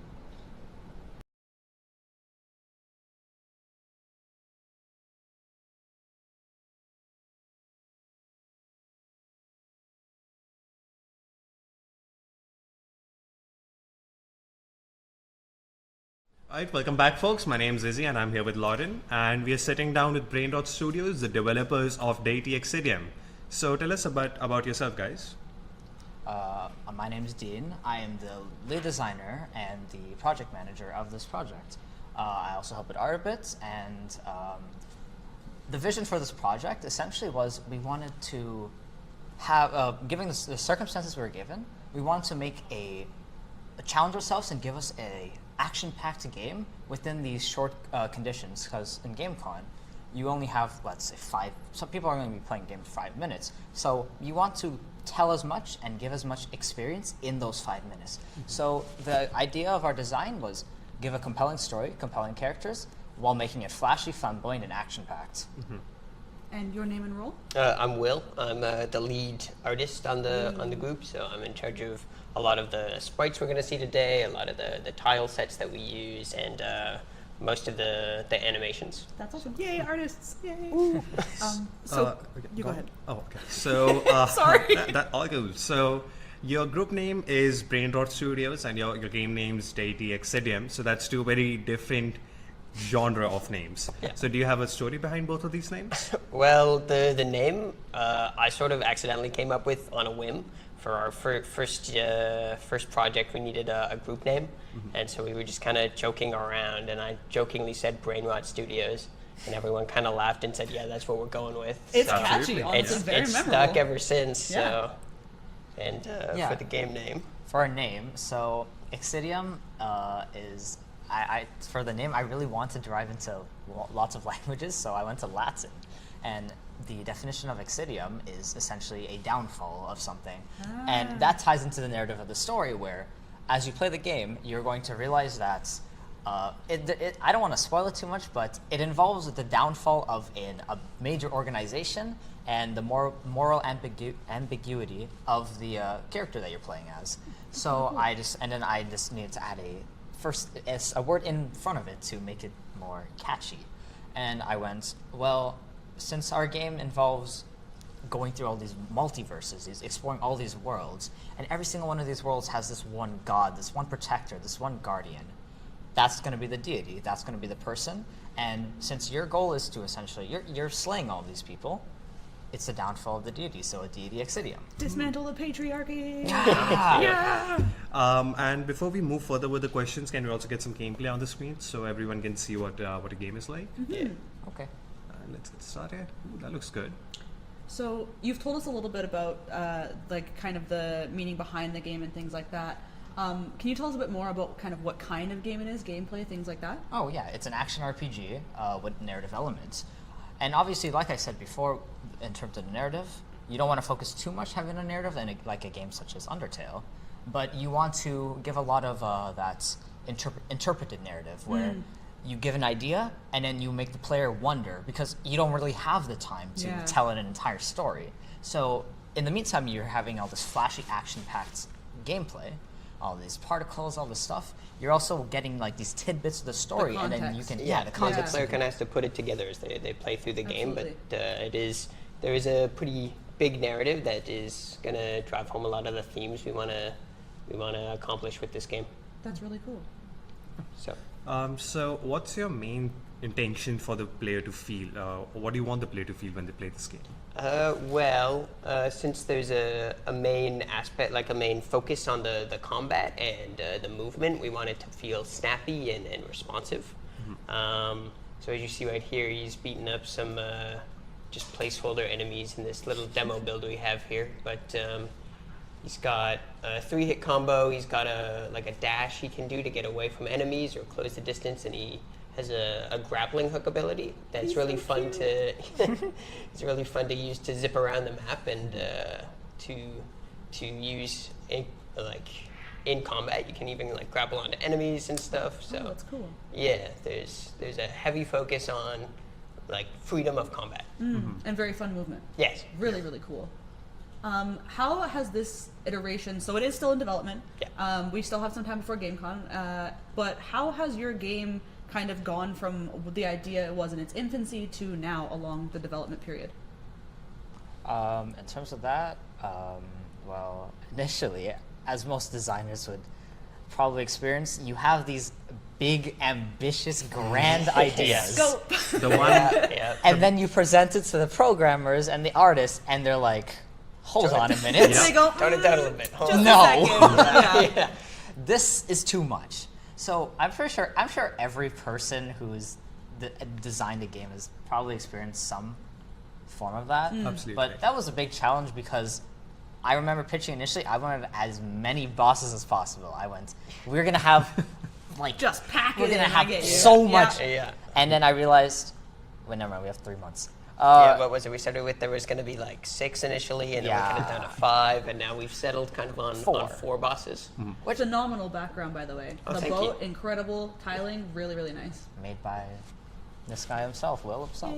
That's awesome. Really cool. And yeah, we've asked this question to quite a few teams today, and the one answer that has been common in all interviews has been scope. Scope, yeah. It is Yeah. literally, I think I've said it a few times, but like, that's one of the most common, I think, problems that game devs run into, is everyone gets, like, they love their ideas. They're amazing ideas, and you get attached, and sometimes it's really hard to figure out what you can do in the time period you have and do it really, really well. Yeah. Yeah. Yeah. It's been a big, I don't want to say issue's not the right word, but a big point of A hurdle. a hurdle that we've Yeah. had to go through. It's knowing what we can keep in, what we can cut out, and the kind of scope of what we can do within the time we're given. Absolutely. Yeah. So what games have you been playing recently that might have both subconsciously or consciously inspired you to work on this game? So my main inspiration for an action RPG, one of my favorite game series is Metal Gear, and especially Metal Gear Rising: Revengeance. And I love the absolutely sheer insanity of that game, and it's corny. It's ridiculous. It's great, and I want to take that aspect of especially the corny because I love flashy, flamboyant things. And one of my favorite medias of all time is JoJo's Bizarre Adventure. Nice, nice. And I want to take as many aspects and make it just stupid. I wanted to make it goofy, but I also want to make it like you're having fun. You're running all this place. You're mobile, action packed, all this great cool stuff. And then I also want to add a cool narrative. Yeah. So kind of like a manga-ish kind of inspiration, That's really cool. if you would say. And for those at home, can you explain a little bit about Metal Gear and just kind of in general what that is? Oh, okay. It's specifically about Metal Gear Rising. To dumb it down in a way anyone would understand, it's a game about a samurai cyborg who slashes a big sword and he just cuts a lot of things. He runs around. He jumps like he's a ninja. He's a cyborg. He's an assassin. He's everything. And That's cool. yeah, that's basically the gist of it. He's Who a doesn't ninja. want to be that? Exactly. That's Literally. sick. Ninja cyborg assassin. You Heck have a yeah. cool sword. You get to slash things. You get to fight like a bunch of mentally insane sickos. You know, it's great. Speaking about corny, or actually, sorry, really quickly, did you also have inspirations? Sort of. Well, I'm on the art side, so I think I grew up playing like a lot of older games, like SNES era. Nice. My dad introduced me to a lot of those when I was younger. Oh, that's nice. So I noticed that comes through a lot in like my pixel art. You can see I typically try to go for like a 16-bit style, and I have a pretty distinct style with like thicker, like I tend to like outline things in black. So games like Super Metroid and Link to the Past are Nice. 2 pretty big inspirations for my art style. Yeah, So. that's really, really cool. You had a question that you were going to ask, Oh, Connie? yes, sorry. So we were talking about corny and funny and also kind of about the development and kind of relating to that, what are some of the funniest bugs that you guys have encountered along development? You know, funny enough, as you're talking, I can see right now, talking to an NPC sometimes will apparently cause a player to not move Oh, no. and lose control. So it's probably just been there. But in terms of funniest bugs, the only programming I worked on was the NPC interactions. And the main issue I had was, so when using a single canvas in Unity to display dialogue, every single dialogue would merge and All at once. all at once. So I would talk, and I'd have like 10 NPCs. They all have their own dialogues, but since I was using a single, like the same pen, the same text box, all 10 of them came in my game, and my Unity crashed. Ah, okay. And for those at home, if you don't mind, the canvas, how would you explain that? Oh, the canvas is simply just the UI element that appears like when you have like a health bar on your screen or like an inventory. The canvas is a thing that displays those things. So it's displaying over top of your game, Yeah. to say. It's like the overlay for any additional information you want on your screen other than the main gameplay. Absolutely. And since you guys are first years and you guys made a game in the previous semester, but this is your first major project as it'll be showcased during GameCon, how has your experience been so far? It's been wonderful. I would say it's an amazing opportunity.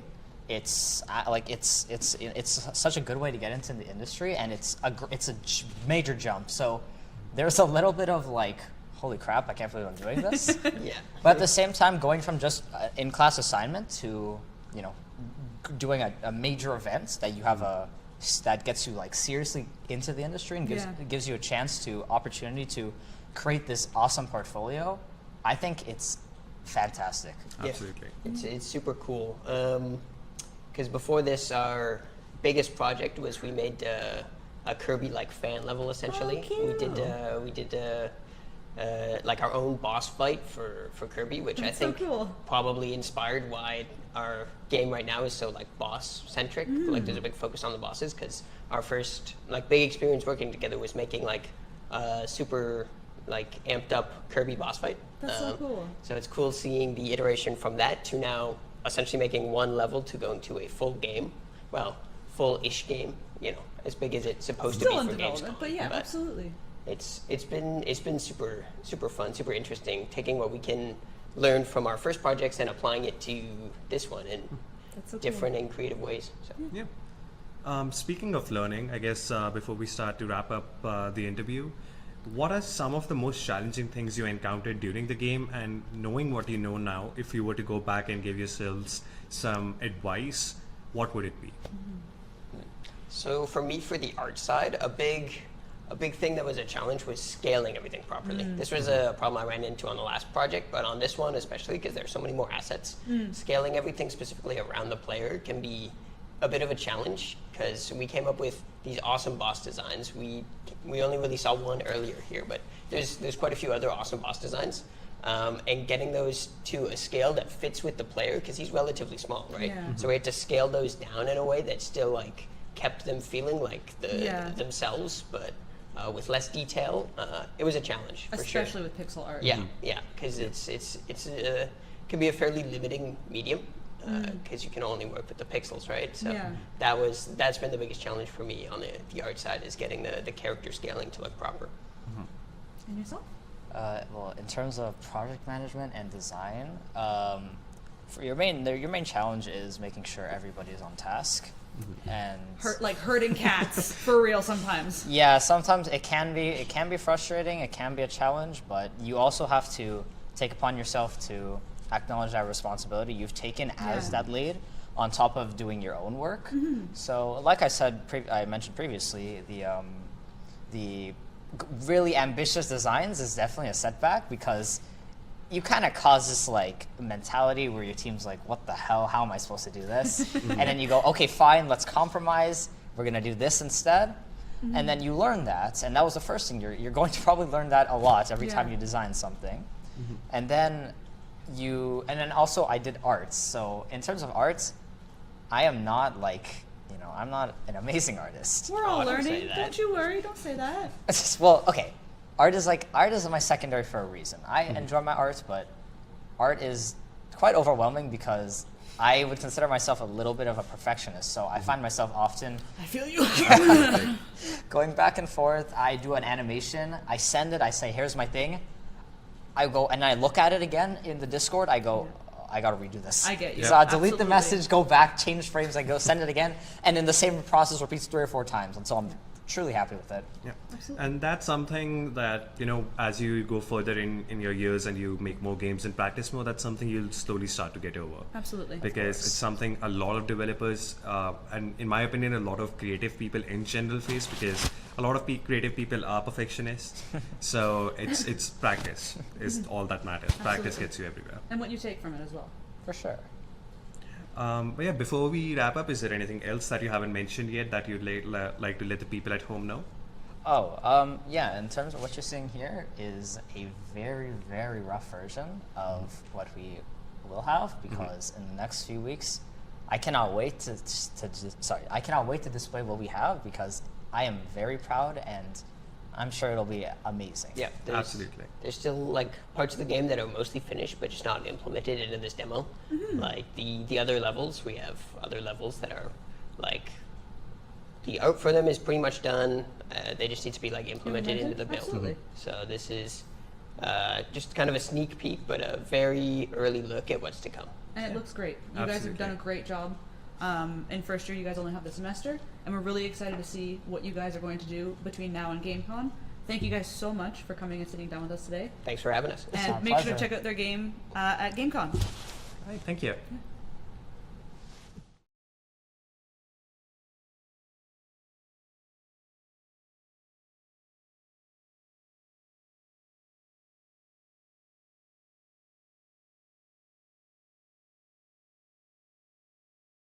Hey guys, I'm here with Izzy, and we are hosting Shell Street and their game, Tofu and Pouch. Can you tell us a little bit about yourself?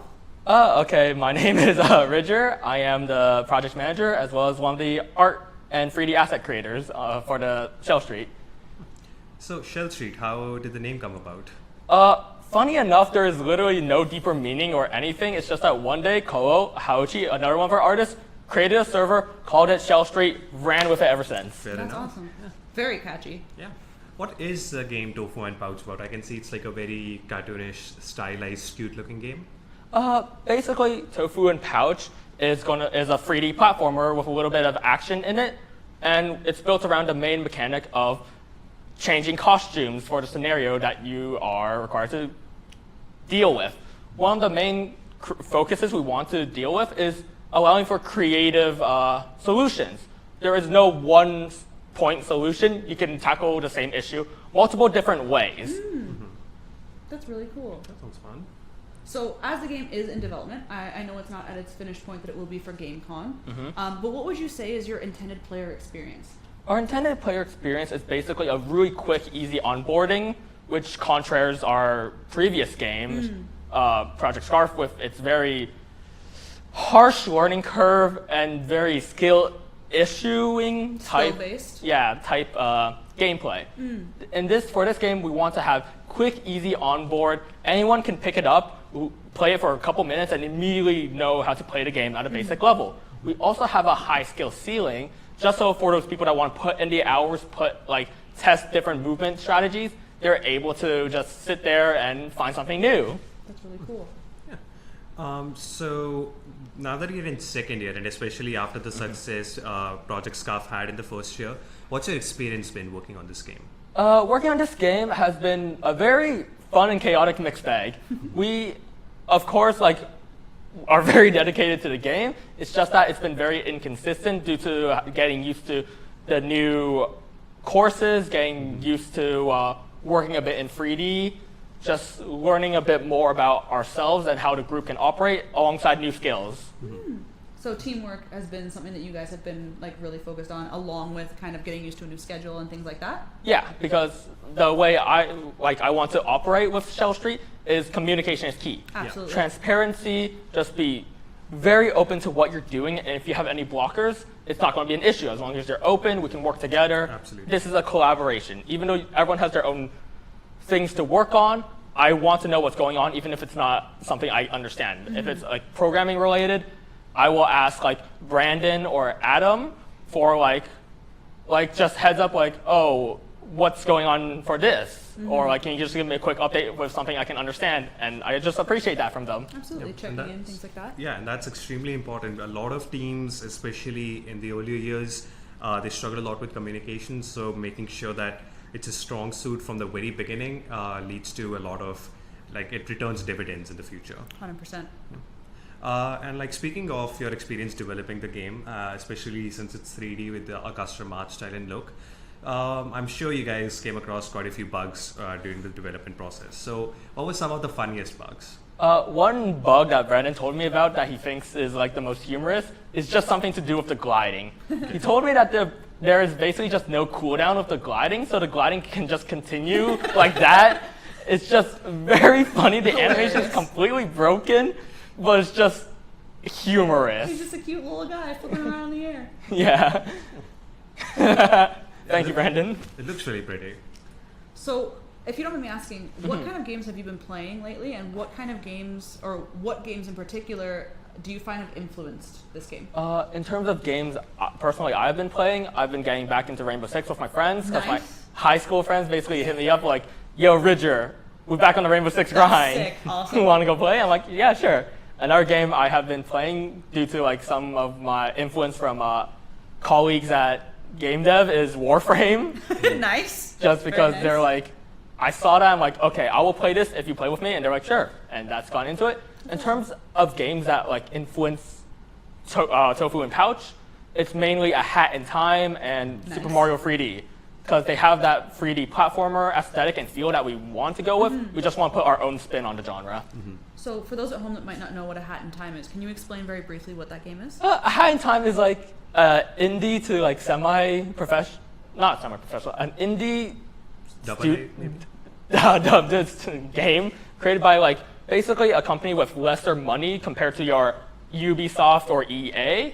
An indie studio. Yeah. Okay. Basically like indie music for those that like music.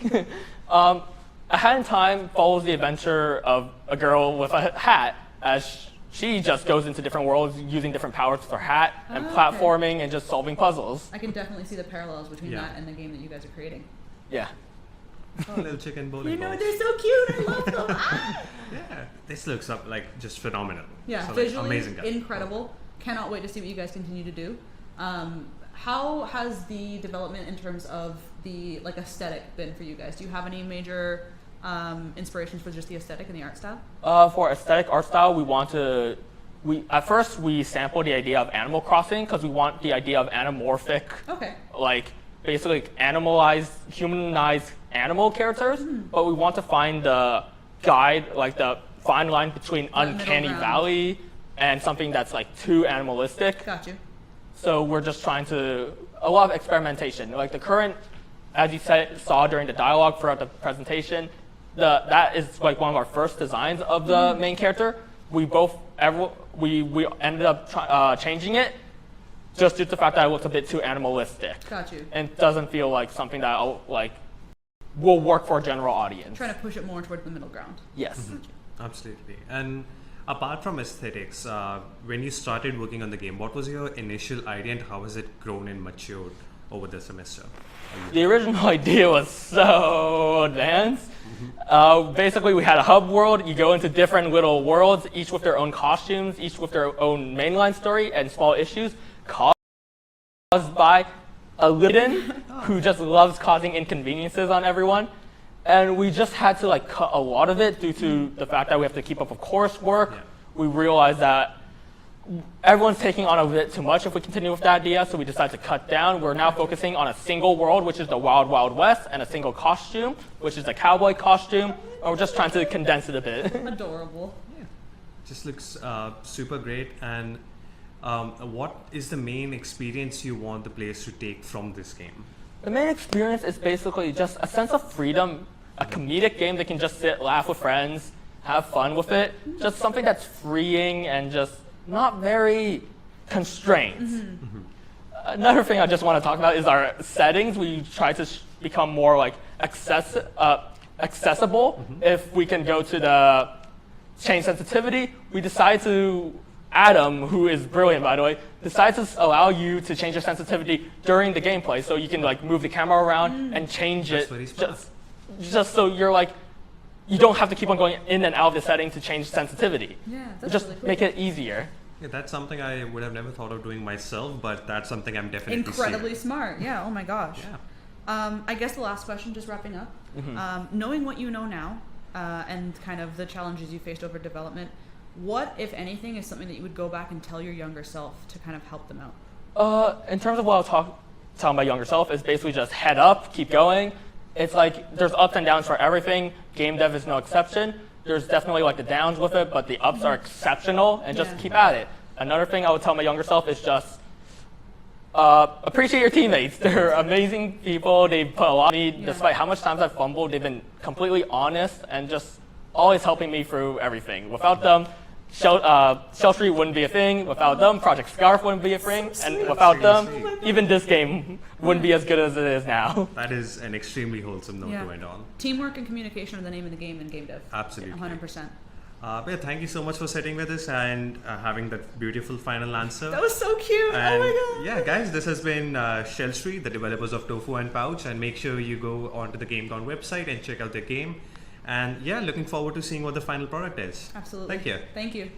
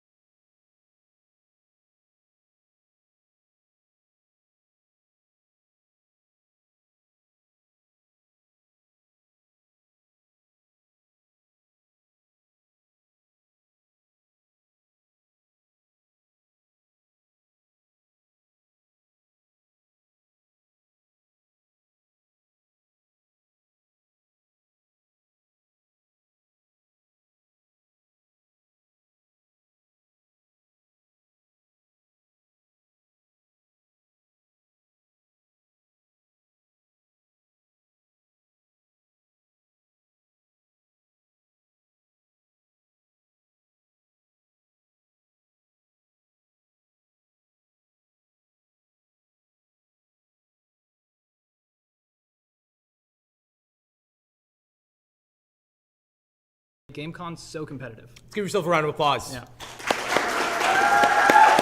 Off to the side.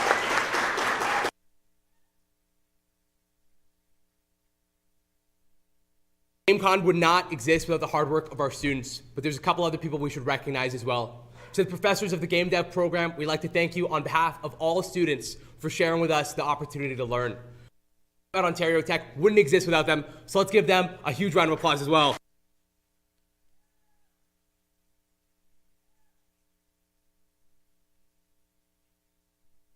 We also had help from faculty and staff to help organize the GameCon event. We'd like to shout out Professor James Robb, Professor Megan Adams, and Camille Boat, who helped us to organize and get the GameCon Expo as well as the award ceremony all together. So give them a round of applause as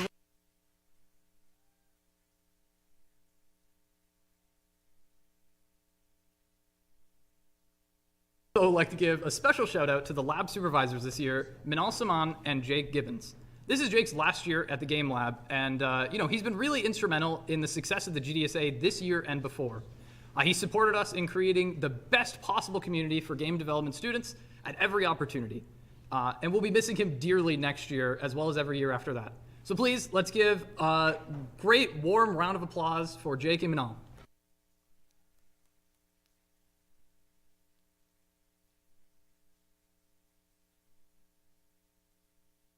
A lot of applause, but we got one more.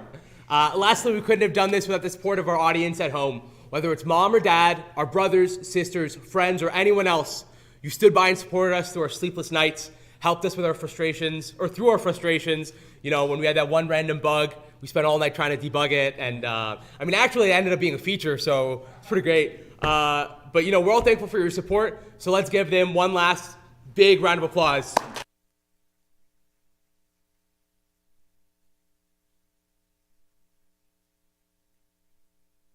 Here's GameCon ceremony. We'll be having our post show, which we'll have the opportunity to play through all of the games for all the winners in each of the categories with the developers and get a little bit of insight on what made those games so great. So definitely stick around for that. That's going to be happening at 5 o'clock. But other than that, I'd just like to introduce myself. My name's Hyder. And my name's Lucas. And let's take a look at our best first year games.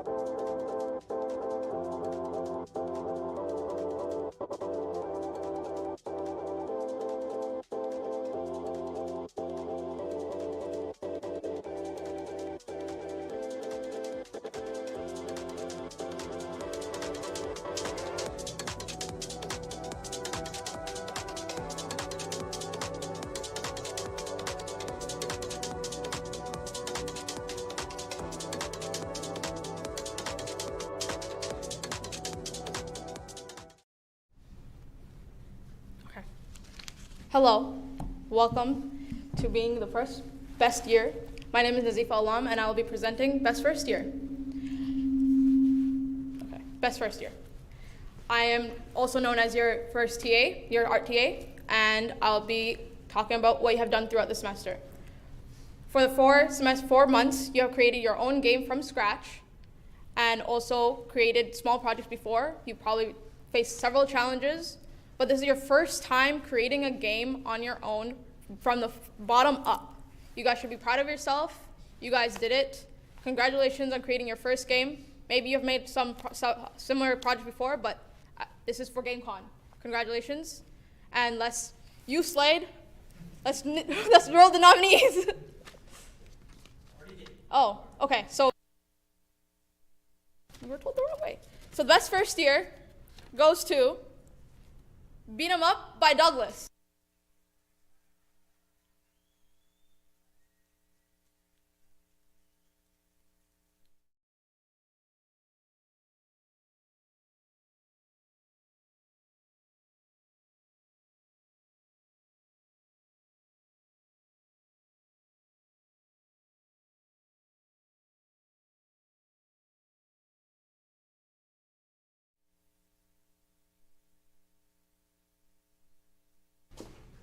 All right, good? All right.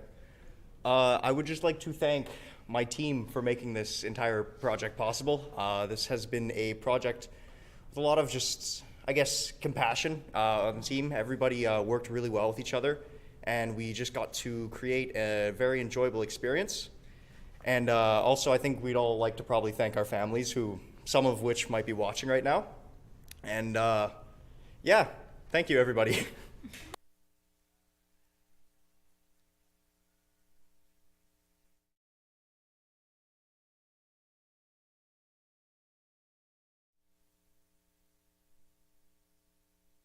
Is an amazing game. You know, it really just was so cohesive, and it was a great first-year experience. I'm really proud of you guys. You even won the industry awards. That's a really great start to your game dev journey. Yeah, they got recognized for, you know, really having a unique combination of mechanics to come together, right? It was like fighting and rhythm.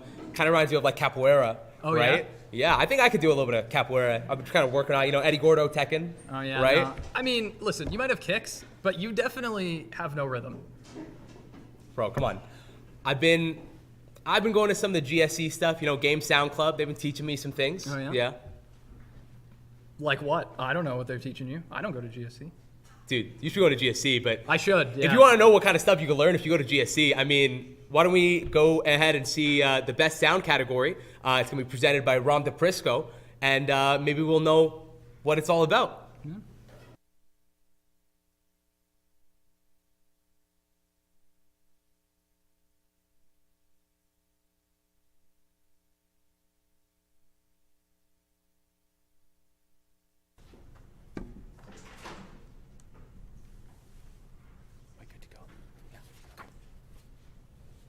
Okay, hello guys. My name is Rom DePrisco. I'm the professor for advanced game sound and occasionally game sound as well. I'm also a music composer, sound designer, been working in the game industry for a few decades. It's been a while now.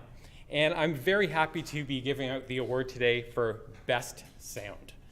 Sound is something that is not always taken as seriously as it should be in the game industry.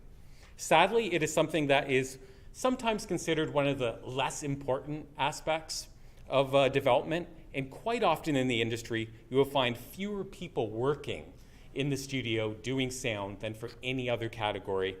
And quite often, they will be working with a smaller budget and with less resources. This is something I'm always pushing to change, since sound is very important in the realm of game development, and it is 1/3 of the entire experience, alongside the gameplay and the visuals and art. Recognizing good sound is a great way to promote more creativity and experimentation in the realm of game audio, and just getting more people excited and talking about sound. There are many teams at GameCon this year that should be very proud of their achievements in sound. In an ideal world, I would love to give out separate awards for music composition, for sound design, adaptive audio systems, adaptive music systems. It makes it very tricky to narrow it down to just one award. The decision-making process for the Best Sound Award looked at many different aspects in the realm of game sound, including in-game sound design, menu, interface, and HUD sound design, background ambiances, these could be either musical in nature or sound design, or a combination of the two. Looked at Foley sounds, things such as footsteps interacting with objects, effects processing, stinger sounds and transitional sounds, voiceover dialogue, music composition, production, arrangement, engineering, audio programming and or spatial audio. This is a pretty exhaustive list. We're almost at the end though. Adaptive music systems and dynamic audio systems. And very lastly, but also very important, one of the most important ones, is originality and creativity. This year's winner features some awesome atmospheric sound design, very solid effects processing, background ambience that really helps set the mood, and a great script with some excellent voiceover dialogue. The winner for Best Sound, am I good to go? Do you want to pass the nominees first? Oh, okay.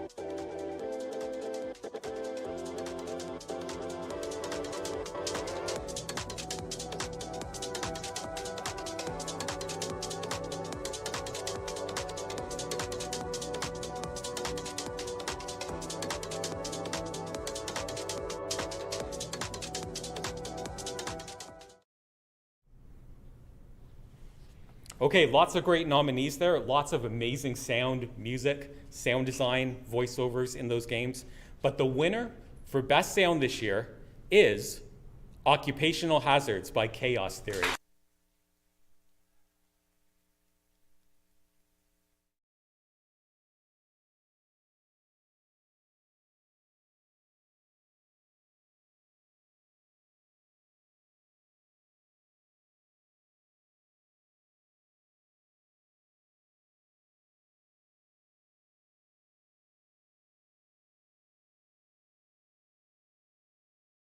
I'm literally shaking right now.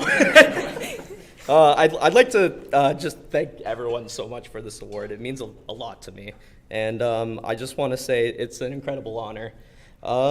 It's been a journey working on this game, and I'm sure everyone, my teammates, put a lot of hard work into this game. And I'm just excited. I'm very happy about it. I don't not really know what else to say. Thank you so much. I appreciate this a lot.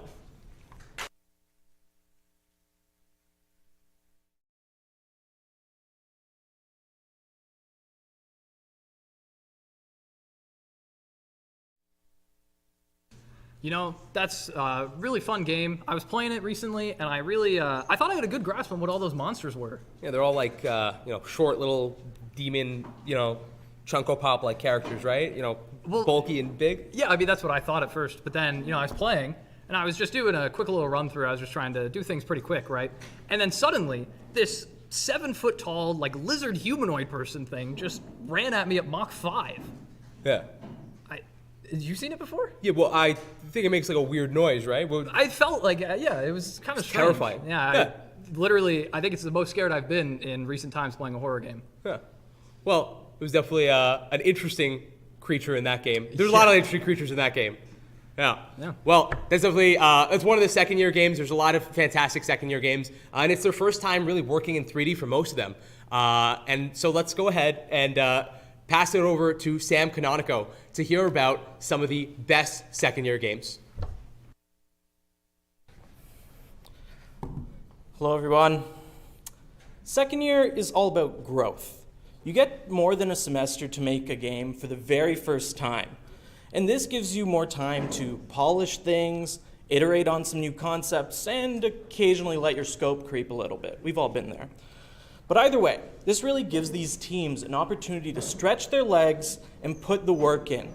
And when they're moving from 2D to 3D, they really need to put the work in. You may or may not be working with your same team from first year, but you've all learned some lessons along the way. And with those lessons come some wonderful ideas and some wonderful concepts. These second year teams have put in the work to make their concepts into a reality. And may I just say, it really is some incredible reality that they have created. Let's pass it off to our nominees.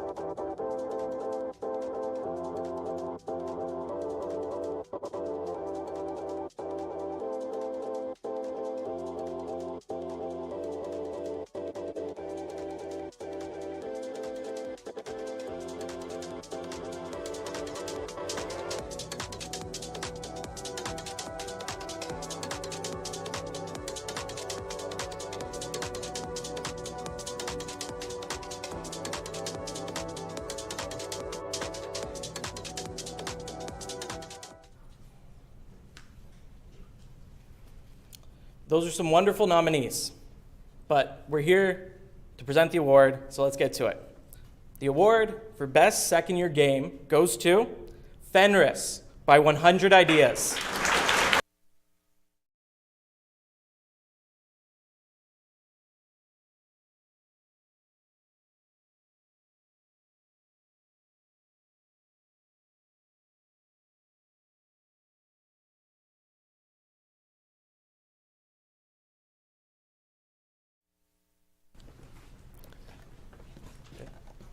So a big thank you to everyone who supported us, whether it be professors, other students who played our games, people who gave us feedback testing.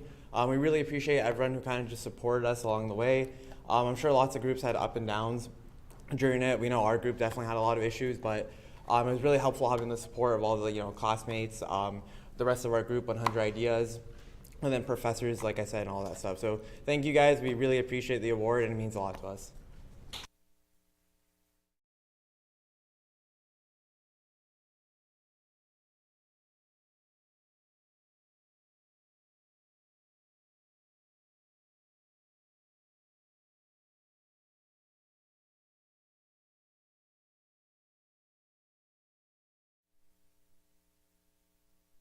Game there. Really, super smooth feeling player controller, as well as just a very cohesive art direction, and just overall a great experience. I mean, smooth's the word, man. That game really came together with everything in a really smooth way.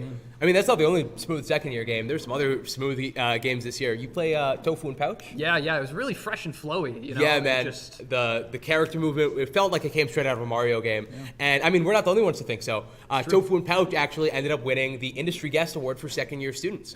And it was recognized for that. So let's also give them a round of applause for that. Yeah.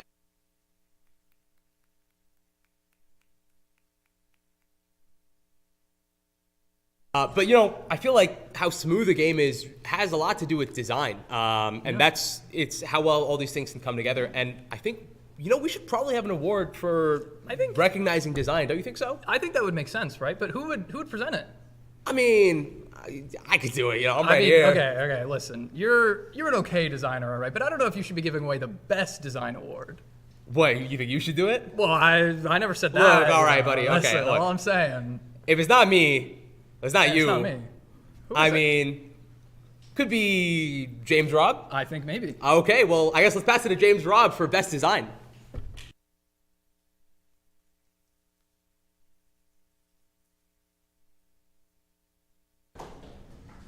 All right. Hello, everyone. Hello, room. Hello, internet. The award for Best Game Design recognizes teams that have excelled at bringing their vision to life. Game design covers a wide range of elements of a game, whether it's smooth gameplay, well-crafted systems, ease of players understanding what they're supposed to do, and so on and so forth. Game design is at the heart of any great game. It forms the foundation of the communication between the player and the game itself. So, without further ado, let's roll nominees for GameCon 2024 Best Game Design.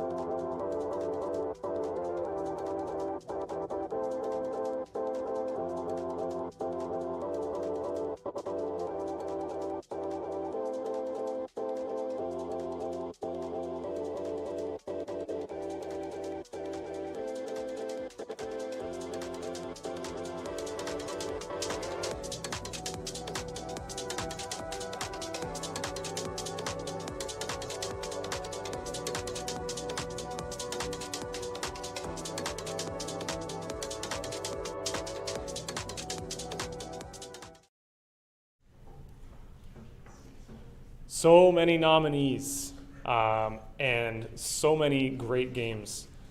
This category honors game design and honors many different areas of game design. So before announcing our winner, I'd actually like to give some individual shout outs to all of the teams that were nominated. So in no particular order, Tofu and Pouch has the bones of a great movement system. Moving through that game is incredibly fun. There's a lot of navigation. It's great. Beat 'em up. We've seen Douglas already.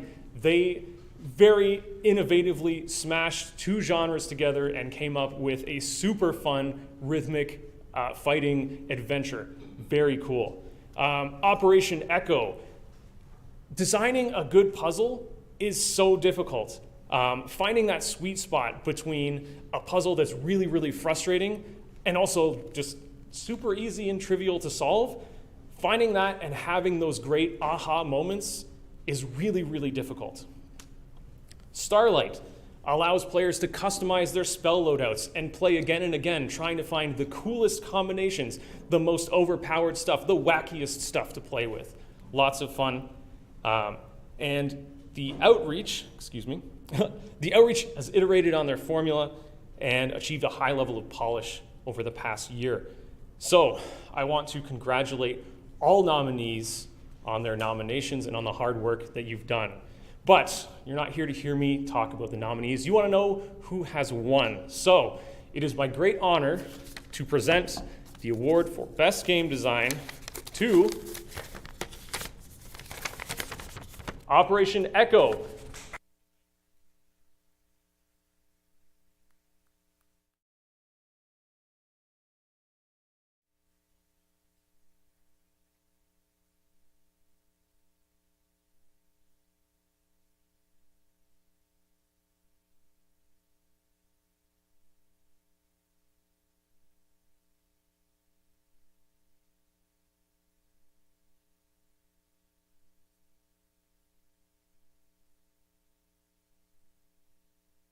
I can hold it. You can hold it. Okay, I'll hold it. Oh, sorry, this way. Them. Okay, I'm here. I'd like to thank my team for really being able to support the core design vision that we sort of were pushing the whole year. I don't know. Other than that, special thanks to friends, family, as well as, a big shout out to Hyder there for really pushing us to do VR at the beginning of the year. Otherwise, it might not have been what we did. So thank you guys.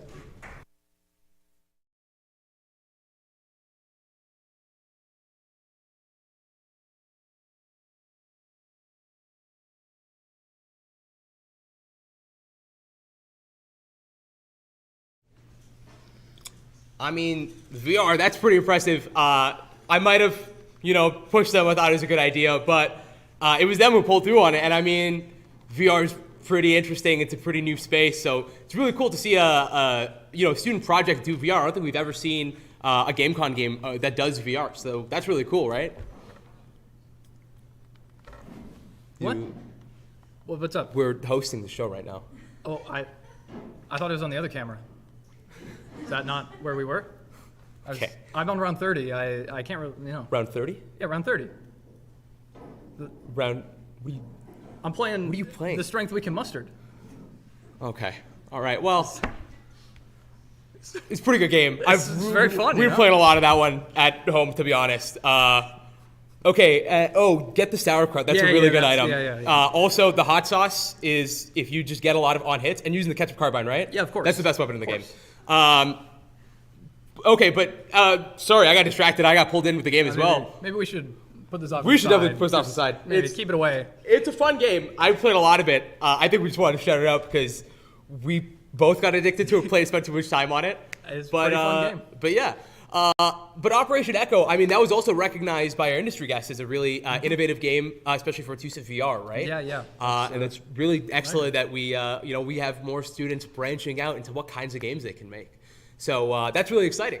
That said, it does seem like third years are more and more focusing on a tight experience. Yeah. They're kind of digging into the types of games that they might want to make in the future, and that's really interesting. Is that kind of the case you guys felt for your year? It was it was pretty much how I felt specifically, but for a lot of people across the board, it felt like everything was really cohesive and focused. Mm-hmm. So that made third year a really strong category. Well, I think it's time for us to take a look at the best third year game. Yeah. Right? All right, cool. Oh, yeah.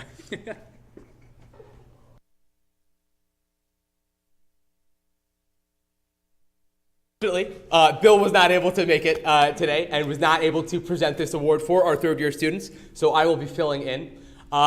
Third year is a big year. You guys have 2 years of experience prior in game dev where you've had the opportunity to try some stuff out, work with different people, see what you like in game dev. But by third year, you're kind of thinking, okay, I think it's time for me to specialize. What do I really want to do? What kind of games do I really want to make? And then on top of that, you guys are making a big switch. A lot of people are moving over to engines like Unreal. There's a lot more creative freedom in terms of what types of games you're even capable of making because you have that experience. And so third year is a really important year in our program. And it's really important that we celebrate all the students who work hard on their third year games, but also we acknowledge the ones who end up really showing what third year students are capable of. Let's take a look at the nominees for Best Third Year.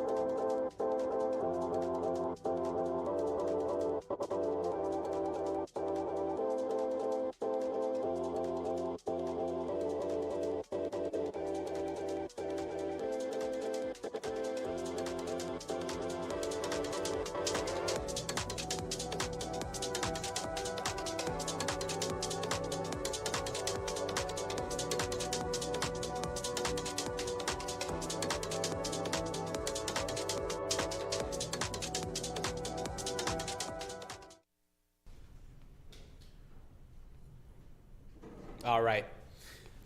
I'm really excited about this year's best third year game. It was really tough making this decision. It was like pulling teeth. But in the end, we ended up coming to our final decision. And this year's best third year game is Starlite by Stellar Octopians.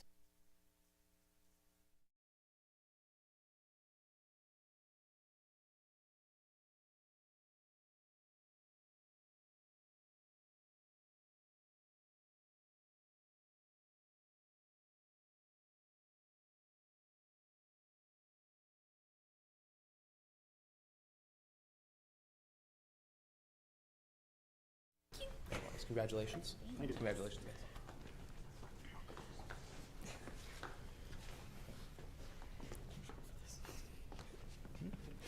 So, gamers, it is good to be back. It's a terrific honor to be here. We want to thank so many people.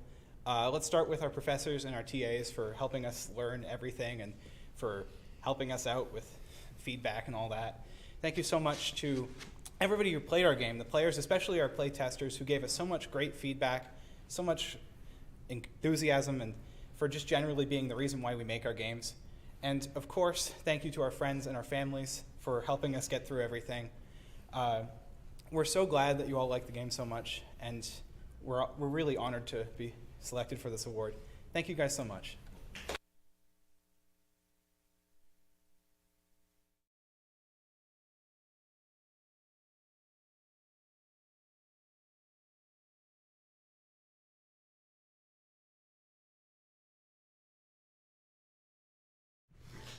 Might have jumped the gun a little bit, but have you noticed that this year's games had a lot of wizardry in them? Yeah, you know what? There was wizards in first year with like Oswald and coffee conjurers. Actually, it was the same wizard, but There's only one wizard, yeah. But I mean, still, even Starlight third year. Yeah, it's true. But I mean, technically, all of first year games are wizards, and second years, and third years. I mean, fourth year games also all wizards. What are you talking about? But technical wizards, of course. The games came together. They're full of technical wizards. Okay. Well, I hate that, to be honest. But I gotta agree with you at the end of the day. Any game coming together is really an impressive technical feat, and this year had a lot of them. So I think it's time we pass it over to Dr. Hogue, and we take a look at the best tech of the year.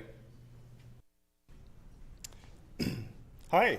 So I'm Andrew Hogue. I teach a lot of technical courses, math in particular, and computer graphics in a variety of different ways.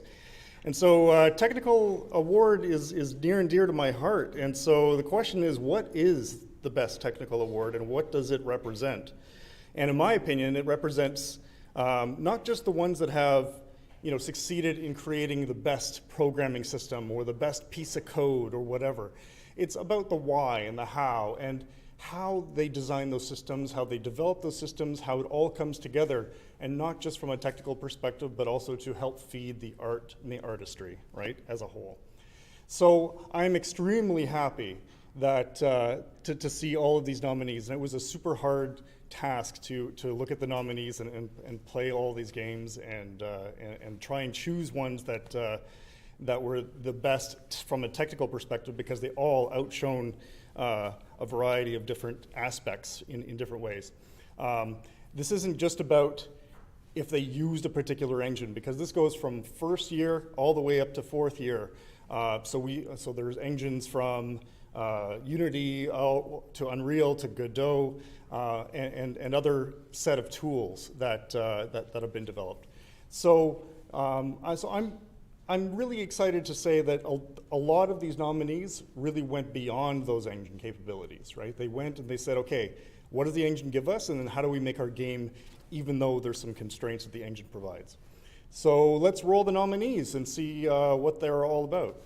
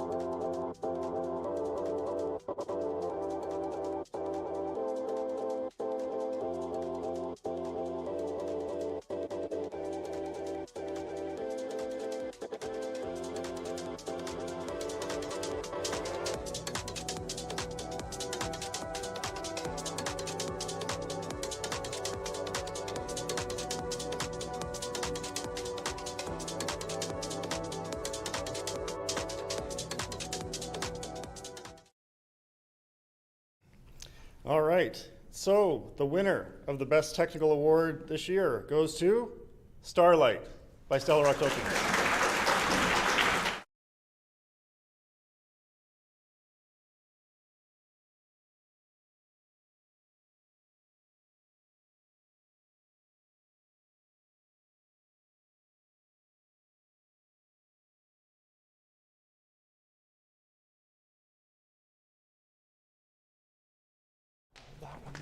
Thank you. Well, we are so back. I guess let's just say thank you to the team. We all worked really hard on different technical systems, and it was super cool to see them all come together. Yeah, thank you guys so much for consideration for this award, and we're so proud to have been considered. Thank you guys very much.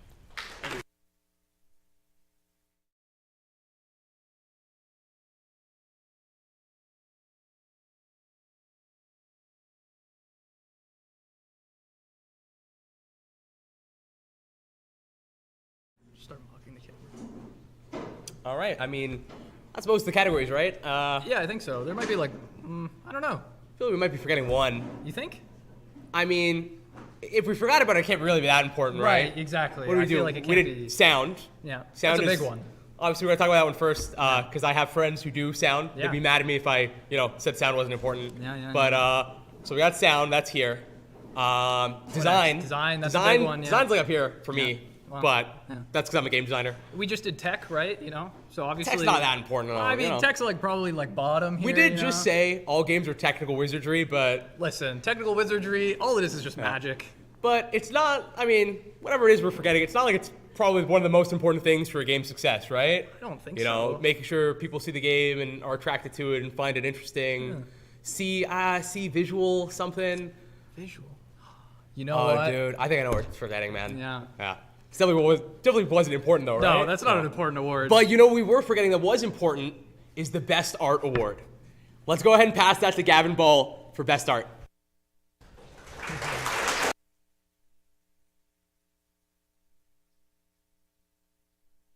Hello, everybody. My name is Gavin Ball. So I'm a professor. I primarily teach art classes. I also teach second-year GDW. And I have to just first of all say that it's been a tremendous honor to teach you guys and to see the growth of art in this program over my time here. It gets better and better every year. And truthfully, the award choices get harder and harder every year. So like Ram said, I wish I could give an award for different categories, but you know, unfortunately, it doesn't work like that way. That doesn't work like that. So, art in games has the ability to capture an audience's attention by bringing imaginary places to life.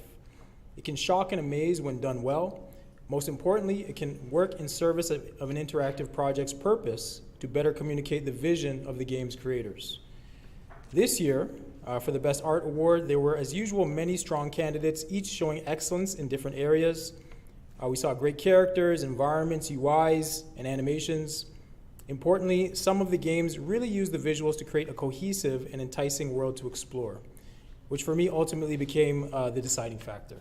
So before I go on, we might as well see the nominees. Again, there are a lot of really great games.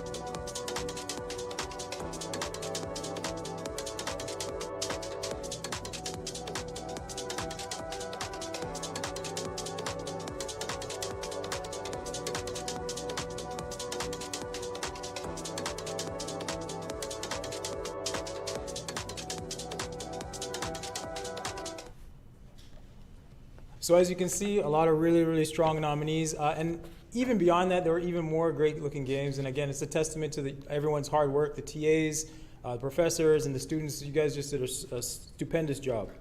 However, the game that won Best Art Award this year was one that really wowed me with its unique and striking visuals, which demonstrated a good understanding of the elements and principles of design, which were carried through impressive environmental visuals, along with visual effects that both surprise and fit nicely within the game's art and overall direction. So without further ado, I'd like to congratulate Gold Band Studios for Best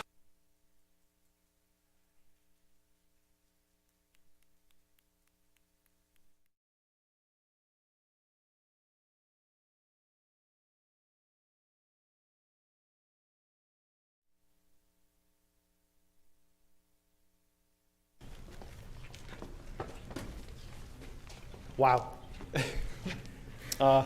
Obviously, a big thank you to my professors, Gavin, to Andrew, for the big motivation and inspiration they've given me, to the GAC, of course, and to the GDSA for everything they've done. I think if there's one thing I can take away from this year is trial and error. trying things, trying ideas I have over and over again. It might not work the first time, but through just constant trial and error, it's the best thing you can do. That's all. Thank you.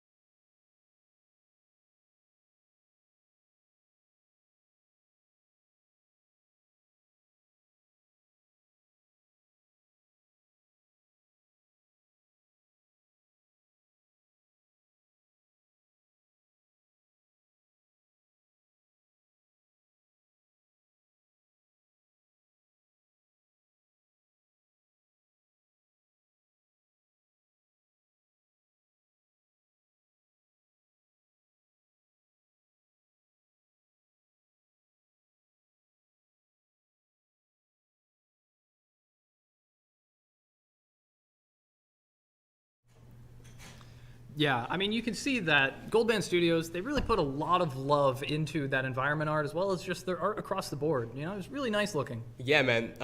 Huge vistas, really interesting color palette, man. There's a ton of love just poured into that, man. I mean, you can see across the board at Ontario Tech in the game dev program, all the games have a lot of love in them. Yeah. And I think especially, we got to acknowledge the fourth year games. Fourth year students right now in the program don't actually have a GDW course. So they're not actually making games for any kind of course. Every game that was made this year was made, or developed this year, was developed specifically out of the love for game development and out of the love for participating in our game dev community, being a part of GameCon. Yeah.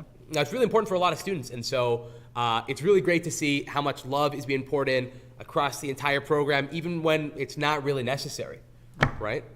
So I think it's time for us to take a look at some of those fourth year games we just spoke about, and let's pass it off to our professor, Megan Adams.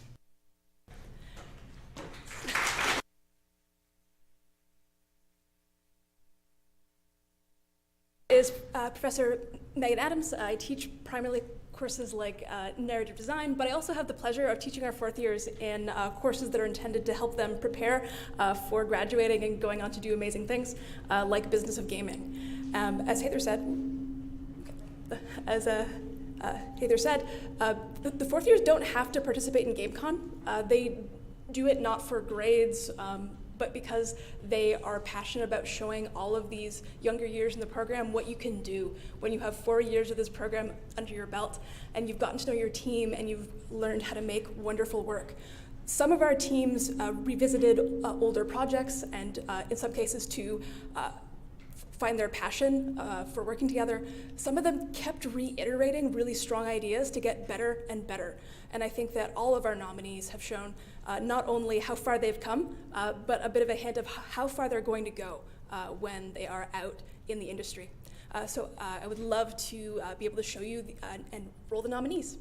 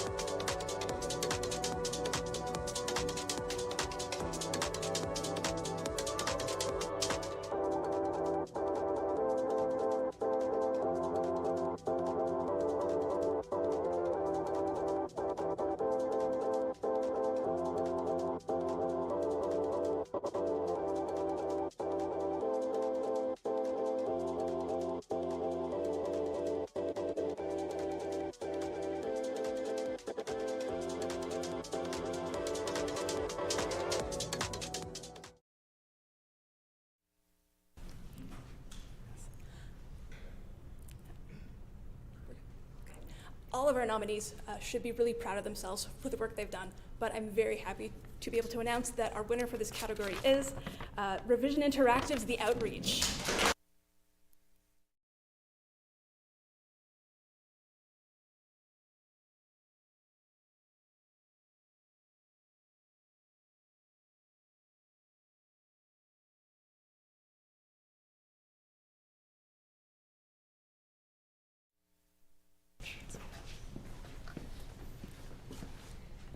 All right, so first of all, we'd like to thank everyone in the program, all of our professors, TAs, and fellow students. We've learned so much from you over the past couple years, and especially, just seeing what everyone brings to GameCon every year is so amazing and so inspiring. So yeah, thank you for that. We also like to thank all of our players, anyone who's played the game and given us feedback. It's been so valuable, and yeah, thanks for that. And finally, thank you to all of our friends and family for dealing with us. We've poured ourselves into this game over the past 2 years, and they've really helped a lot with that. And yeah, we're really excited for people to see the final release. So yeah, wish list on Steam, and thank you very much.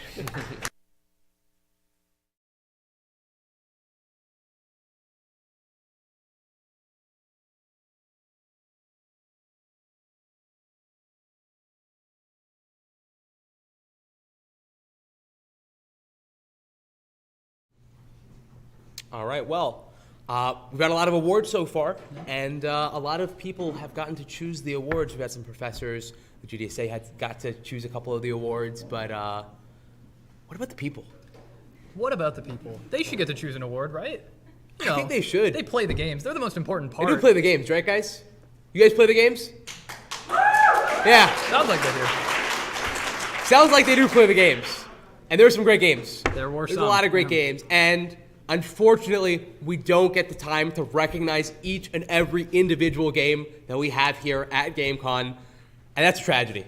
It is. It's really sad, actually. But sometimes the people get to use their voice to raise up one game and say, we, the people, choose this as our game. I would like to see what the people's game is. Let's take a look at the nominees for People's Choice.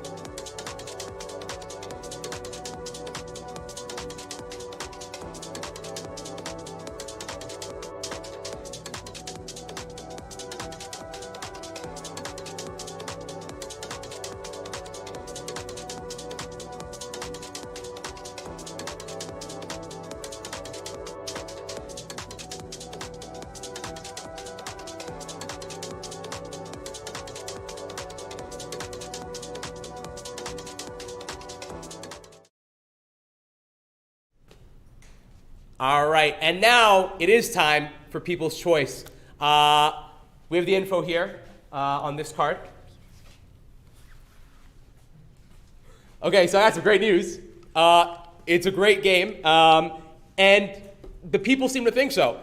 The winner of People's Choice. Huh? I think it's good. I think we've already played it. I think we're good. The winner for People's Choice is The Strength We Can Muster by Baja Blast.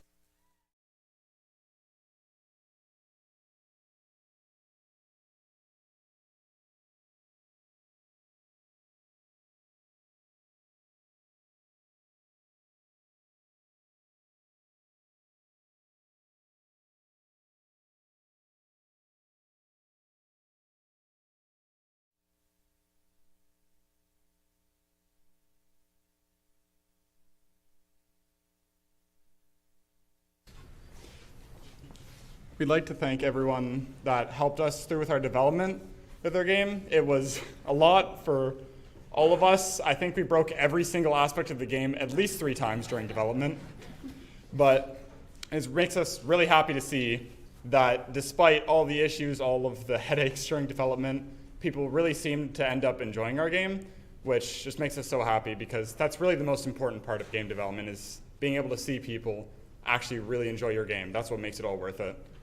So thank you to everyone who enjoyed our game, and to all the people along the way that gave us advice and their wisdom that really helped our game become what it is now. Thank you.